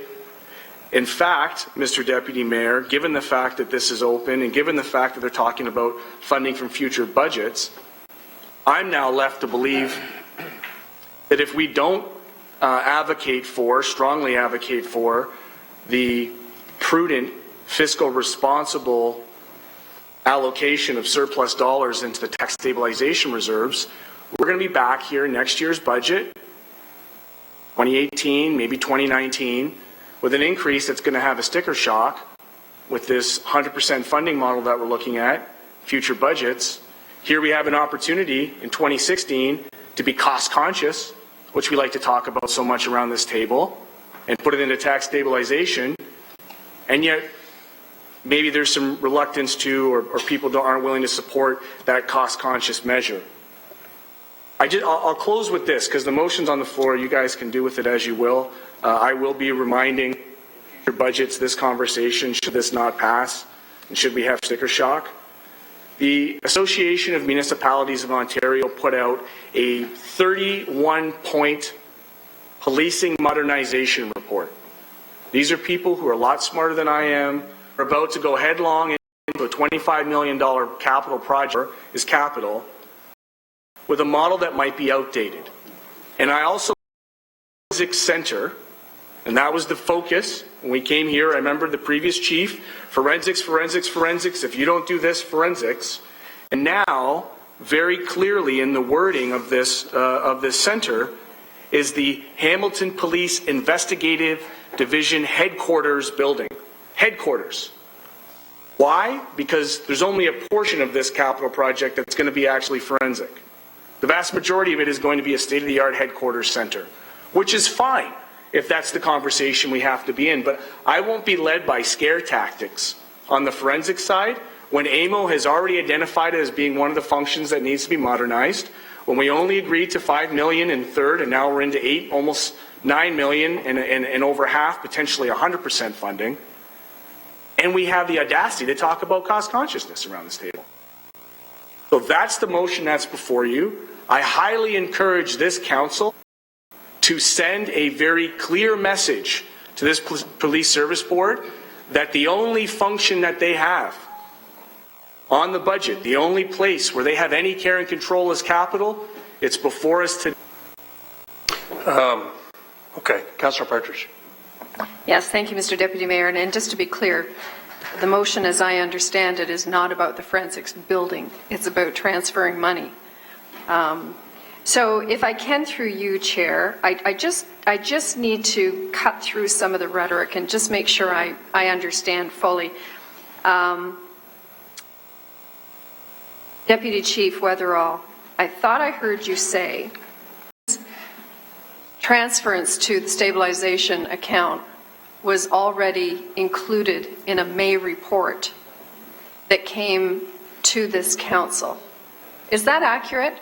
There was a certain page where you said that the money had already been transferred. I just want to make sure that I've got some clarity around that. Thank you, Councillor Partridge. Through you, Mr. Mayor. In the report dated the 26th of May 2016, correct. That report on page 6, the City of Hamilton's Finance Department is the final entry to close 2015 Hamilton Police Operating Surplus, recorded the monies in the Police Tax Stabilization Reserve. So that report came to the Police Services Board in May, and to the best of my knowledge, those monies would have been placed into that account. So what the motion in front of us is asking the police services to do has already been done? Is that accurate? That would be correct. Please stop that. That's really not appreciated. Okay. So now I'm a little bit confused as to why we're considering this motion if it's already been done in May. And please, thank you very much for bringing it forward, because I think the dialogue we're having around this table is incredibly important. And I'm not so sure we would have had that had you not brought it forward. So, no, I don't, because I have the floor and I'd like to finish, and I didn't name you, okay? So just bear with me. So I guess the other part of this, Deputy Weatherall, if you could just confirm through you, Chair, I thought I heard you say that there will be a report coming to the Police Services Board, and I thought I heard you say in the fall, but I could be wrong, that would then come to Council for approval, that would have the details about the fact that the federal and the provincial government have so far said they're not going to support this project, and that the police have been working with our finance staff on a funding model to come forward. Did I hear that correctly? Through you, Chair? I guess through you, Chair, Councillor, that is correct. Not the fall, we'll be bringing that report to the Police Services Board at the July meeting. And within that report, it will be addressing a number of concerns that our board members have directed the service to respond to. Okay. Many of those questions have been voiced by your peers at the table today, and we hope to be in a position that we can address all of the concerns of our board, which then would hopefully address all of the concerns of council. And if I may, Councillor Partridge, while I'm speaking, I just want to provide some clarity with respect to that Police Services Board report that we brought forward in May. Yes, please. The reason that report had to come forward specific and independent from the other surpluses was because in that report we were asking for portions of that surplus to be used to purchase additional required amenities for the service that were not budgeted.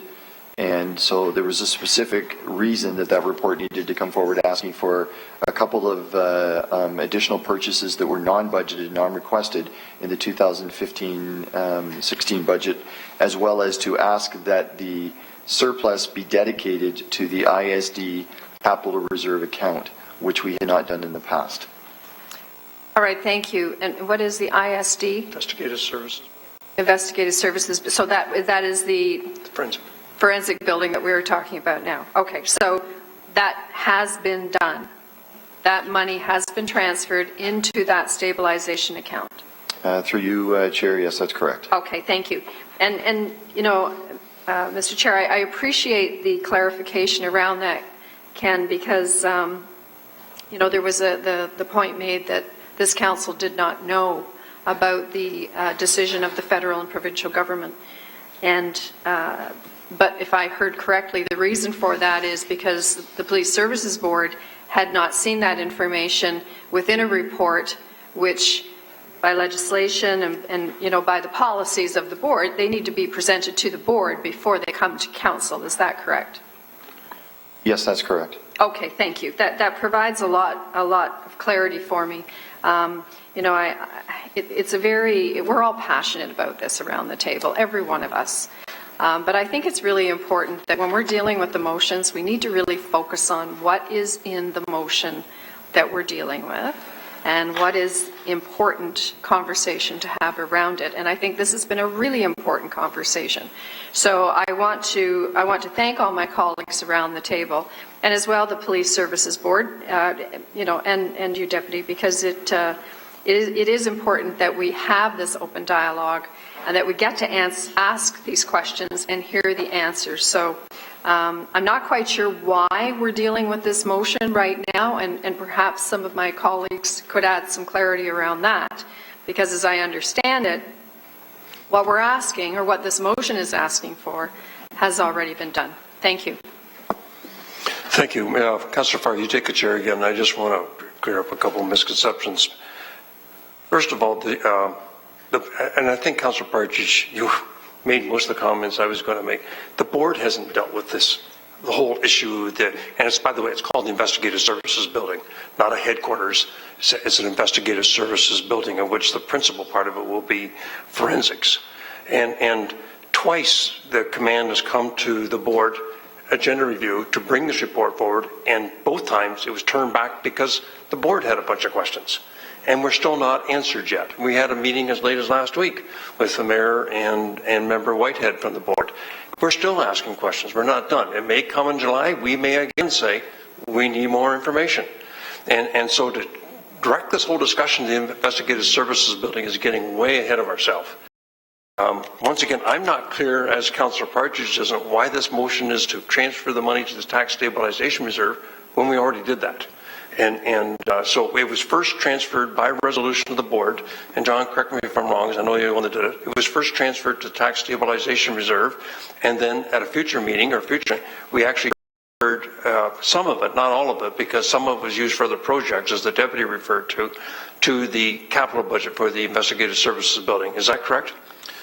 That's correct. Okay. So I just want to be clear about that. We followed our policy to the letter.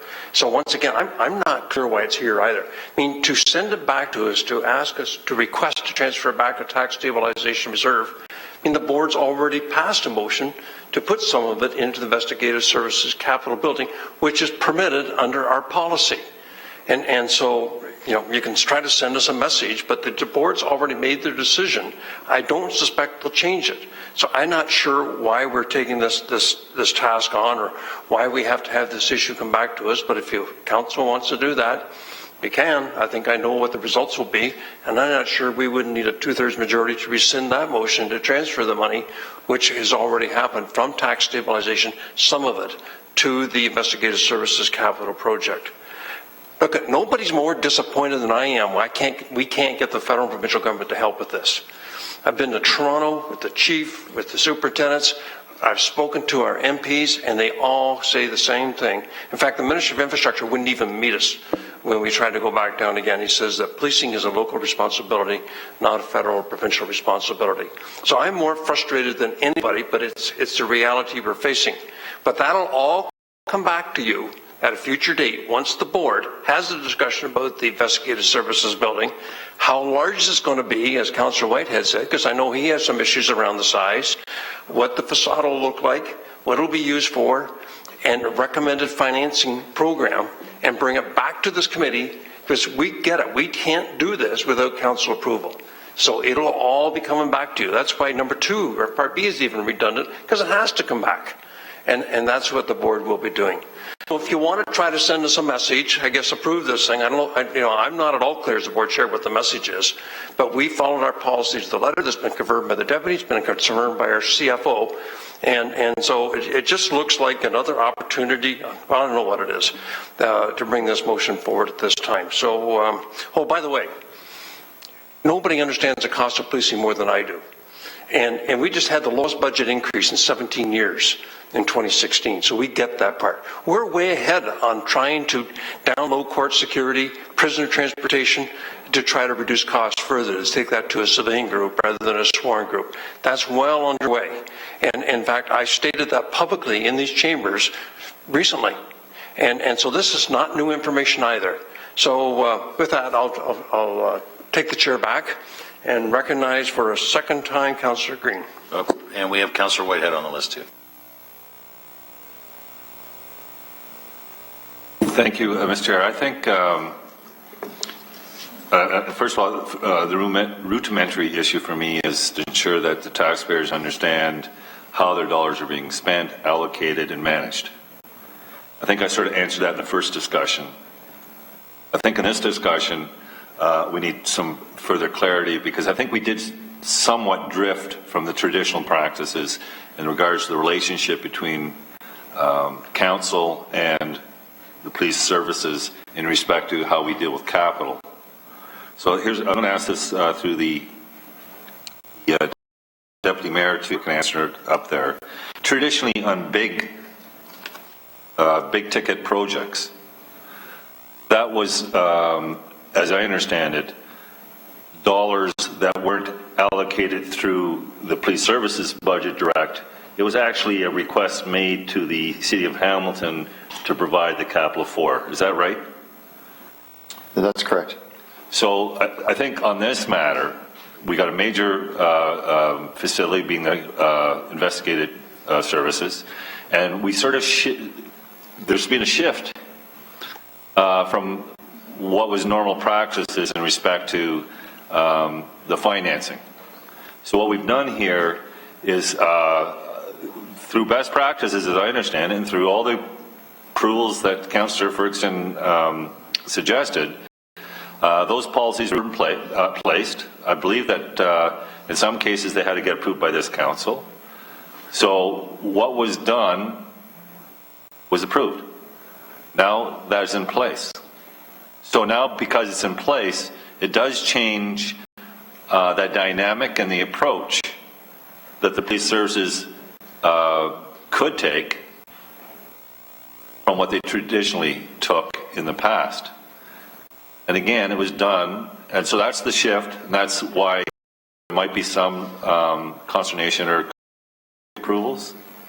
And it's done, and it has changed. I can understand why when you change an approach to capital major projects, and then you see what appears to be padding of a budget, so to speak, or newfound dollars for a major project within the police services budget, which traditionally was something they went to the council, I can see why there's a lot of questions and concerns about what is taking place.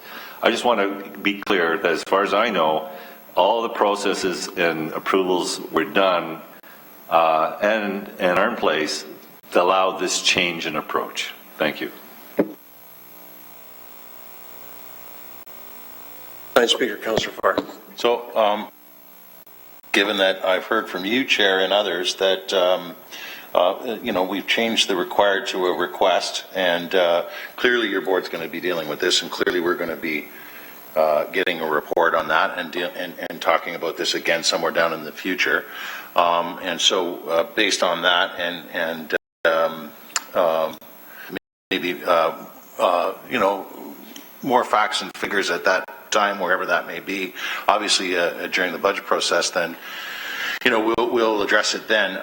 In addition, and you sort of hit on this, there are a number of outstanding issues, in addition to the money piece.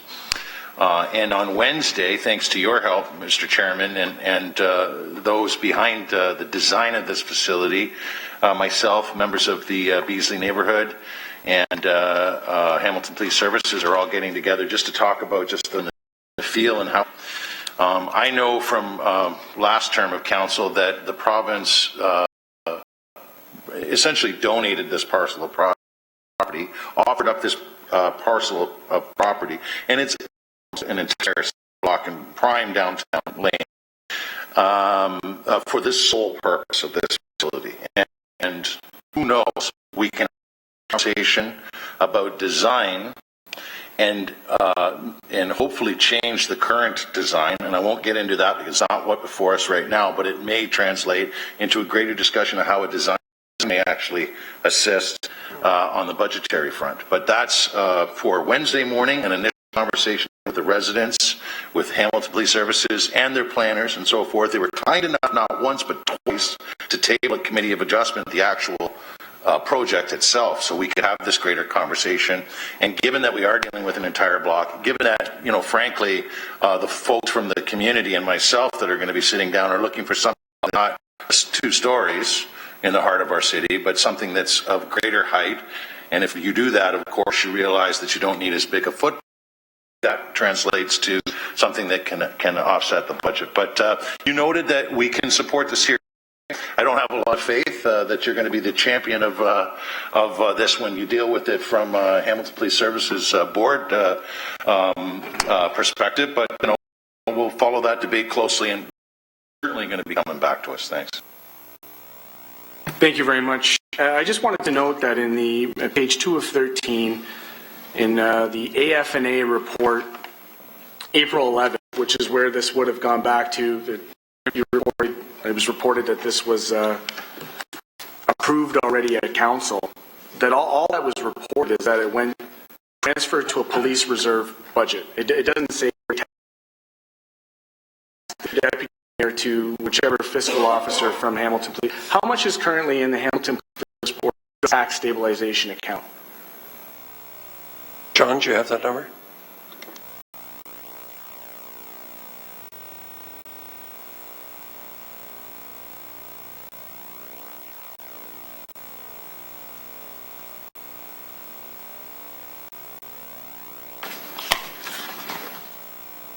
After the transfer, it's approximately just under $370,000.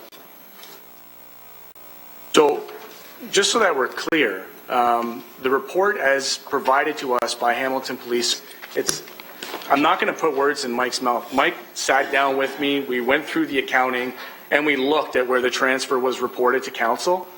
It wasn't reported to council. It was reported as a direct transfer. So whether amendments have been made or whether or not we didn't receive the full report as it related to the Police Service Board, that's what prompted this discussion. At the end of the day, there's a policy put in place under 290 of the Municipal Act that allows us to have a tax stabilization reserve policy through Hamilton Police Services. They're supposed to have $7 million. They have $300,000 because they emptied the account to go towards this forensic unit. This is not a moot point. It is a very germane point, and for those of us who don't understand it, don't want to understand it, don't want to talk about it, we started off with a $5 million commitment, now at close to $9 million. That's the bottom line. That is the bottom line on this particular deal. It's going to come back to us now probably for 100%. If we don't get ahead of it now, you're going to have the sticker price later. So I think it's incumbent on us as fiduciary officers of this council to be very clear in our position. $5 million on this capital project. And I'll reiterate, if folks are thinking this is rhetorical, it's not rhetorical. The reality is very clear. We only have discretion over capital funding. That's it. Wages are set, and until they change that arbitration system, we are married. We have control over 19% of our operating budget is probably in the 3% capital side of it, of which is before us today. So this isn't just an exercise. This isn't just, me trying to, this is about us being fiscally responsible, cost conscious. And if you look before us with the AF&A package that gets reported, This is like a flow-through. Transfer to police reserve. It doesn't say tax stabilization reserve, which further highlights my earlier conversation around the lack of transparency in reporting on all financial matters as it relates to the police service, to council. I have the report before us, and this is AF&A, which means by the time it came to GIC or council, if you're not on that committee, it would be a line item and you would go through and you would report it. But I sat down with Mike Derrick, and he's not here today, but I'm happy. I will pull the correspondence that we had from Lois, and this has happened now. This is the second or third time it's happened, where we get half a report or segments of a report, and we're expected to make multi-million-dollar decisions on it. It's not the proper way to make decisions. Having Deputy Weatherall here to provide clarity, and we're talking about having, like, we're hearing the conversation. We know that we have police board members here present who probably knew the feds in the province were off. Nobody volunteered that information. Let's be very clear. They didn't say, oh, by the way, we're not really talking about third partnerships anymore. They're gone. Nobody volunteered that in their opening statements. It was a question, a very direct question that was asked. So if we don't continue to ask these questions, we're not going to get any answers as to how this money is being spent and how 158 million, 18% of our budget is being allocated. So this motion is as important now, given the Police Service Act is open and the province is taking into account, as it was then. And if it's because of gaps in how it's being reported, if there's not clarity in the way that it's being presented, if we're only getting half of the reports or a little bit of the information, all of that needs to change. That is part of the governance problem, the crisis that the province is having with policing. So I ask for your support with this. I ask that we continue this conversation with our cost consciousness on police services, and that you support this motion. And should you choose not to, I respect that. We will be reminded, though, in future years when we have future increases, when we had an opportunity to put close to $4 million in tax stabilization, and we chose to double down on the capital project instead. Thank you. Okay, Councillor Particular, I just got to clear up a couple of things. Number one, oh, I'm sorry. I didn't catch you, Councillor Pearson. You've got it. I just tapped my glass. Thank you, Mr. Deputy Mayor, and I appreciate that. I just want to, I'm just trying to understand around the table, because I understand the duplicity of some of these things in the reporting. So I have a problem saying, are we, supporting it? What message are we sending? We've already done this. So through you, Mr. Deputy Mayor, can you please, Deputy Chief Weatherall or Mr. Randazzo, confirm what Councillor Green, and I'll use name, is commenting about as far as what we said in the Audit and Finance report is the dollars, and what is being said today is that it is in the Tax Stabilization Fund. Could you please clarify this for me? Through you, Chair, to Councillor Pearson, I'll be honest, I would have difficulty doing that because I've not seen all of the documents that you're referring to, so I have nothing to compare it to. I can rely solely on the information that we've presented to our Police Services Board that they have authorized and approved, and that my chief accountant has informed me that the proper allocation and movement of those monies had taken place. And that they are, and the money is in the Hamilton Police Service Tax Stabilization Reserve.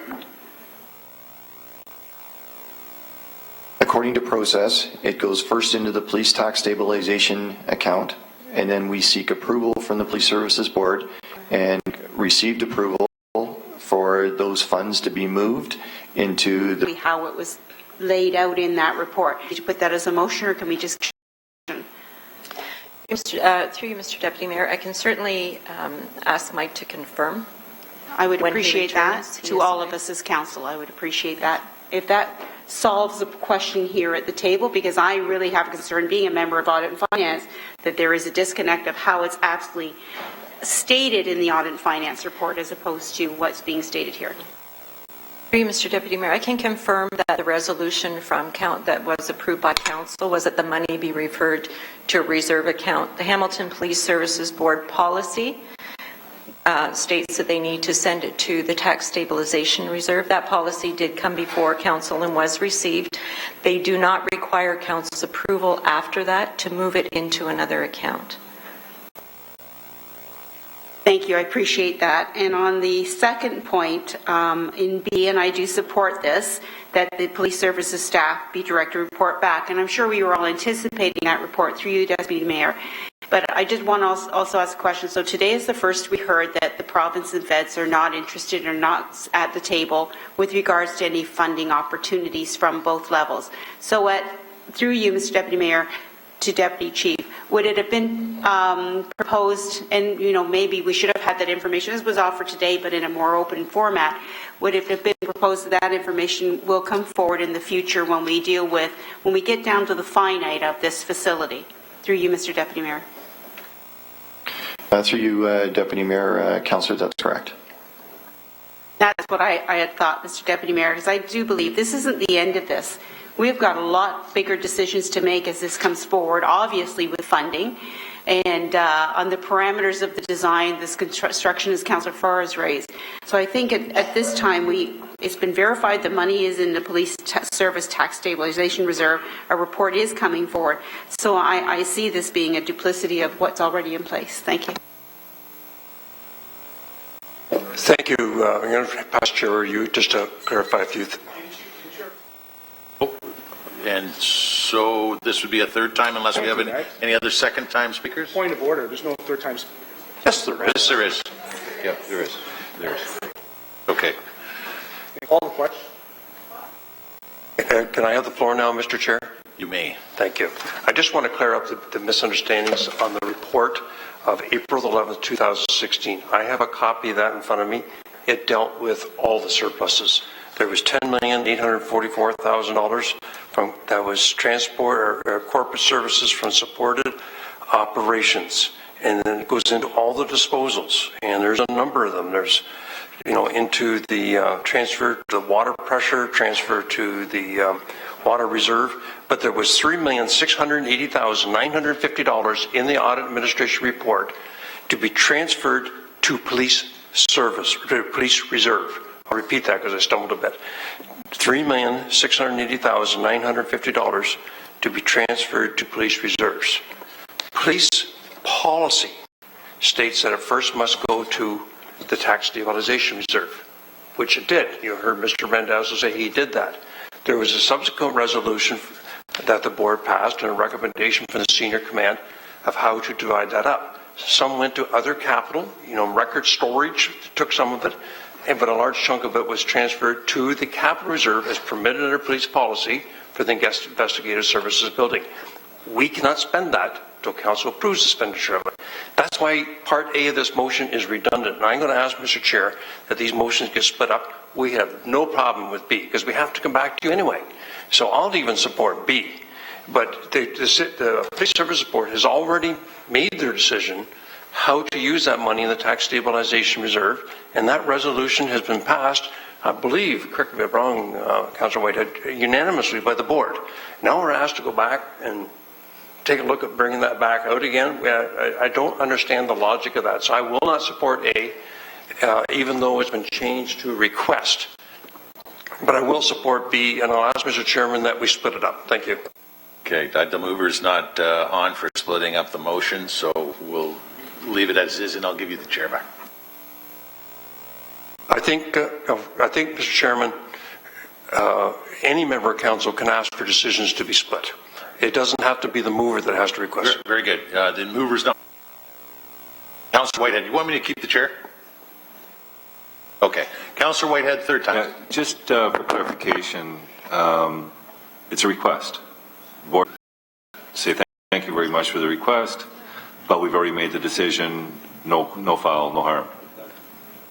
So fighting something that really doesn't mean a whole lot. I think the discussion meant more than the actual motion itself. So I wanted to highlight that because to me, either way you vote on this motion, it's not about the motion. It's about the fact that we understand and appreciate that we need a greater level of oversight and transparency in these processes, which I do appreciate. I just wanted to highlight that. Thank you. So, Stephanie, do we need a motion to split up the motion if the mover's not on for it? No, you don't actually, any member of council. So should we just split it up? So Yes, please. on item A of what is before us, a standing recorded vote has been requested. All in favor? Councillor Brenda Johnson, Councillor Connolly, Councillor Vanderbeek, Councillor Partridge, Councillor Skelly, Councillor Jackson, Councillor Collins, Councillor Marula, the mover, Councillor Green, Councillor Farr, and Councillor Aidan Johnson. Opposed, we have Councillor Pearson, Councillor Ferguson, Deputy Mayor Ferguson, and Councillor Whitehead. A carries on item B. Carried. Any opposed? B is moved unanimously. The motion passes both A and B, and I'll give you the chair back. To item 10, which we've finished motions, on to any notices of motion. Councillor Whitehead. Thank you. I talked about it earlier, and I will be bringing the formal motion. In fairness, no one has it in front, but I did talk about this earlier, and that is that the council requests the LINS and Hamilton Health Science to develop a strategy to use the land sales from the Shadow property to finance the building of an urgent care facility on the South Mountain. So that's the essence of it. I'll have it cleaned up in the future. Okay, so it's going to remain as a notice of motion. Any other notices of motion? Seeing none, we'll move on to general information, other business. Are there any general informations or other business? Seeing none, we'll move on to item 12, which is private and confidential. And before we move into closed session, the closed session minutes of June 1st and June 15th may be approved in open session if it is the wishes of the committee. Moved by Pearson, seconded by Johnson. All in favor? Carried. May I please have a motion to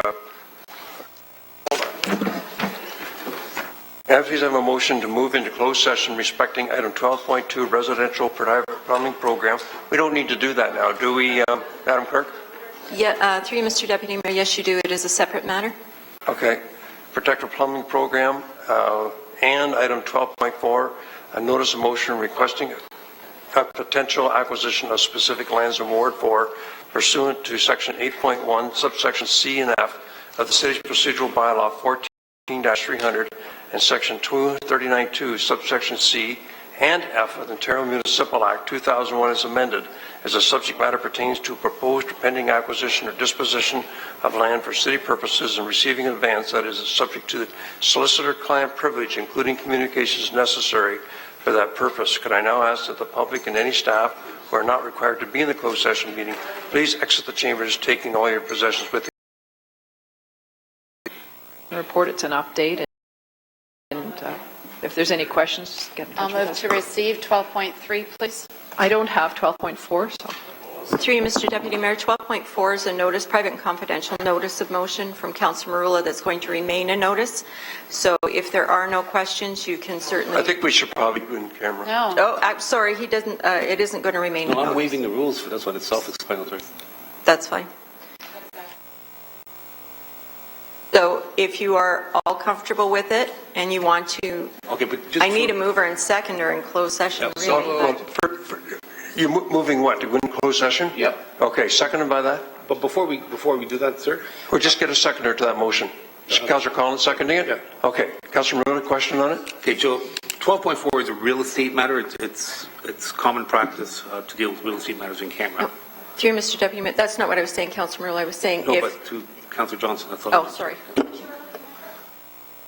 Oh, through her, yeah, sorry. Okay, so we have a motion to go into closed session then. Duly moved and seconded. All in favor?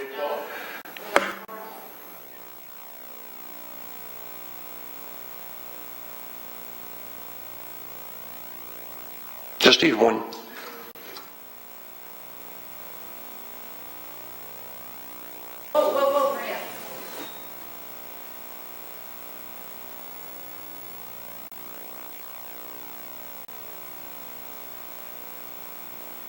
Okay, we have quorum now. So all in favor of going in camera? Carried. Opposed? That motion carries. So do you want to take a recess to have lunch or keep right on going? Is there anything left?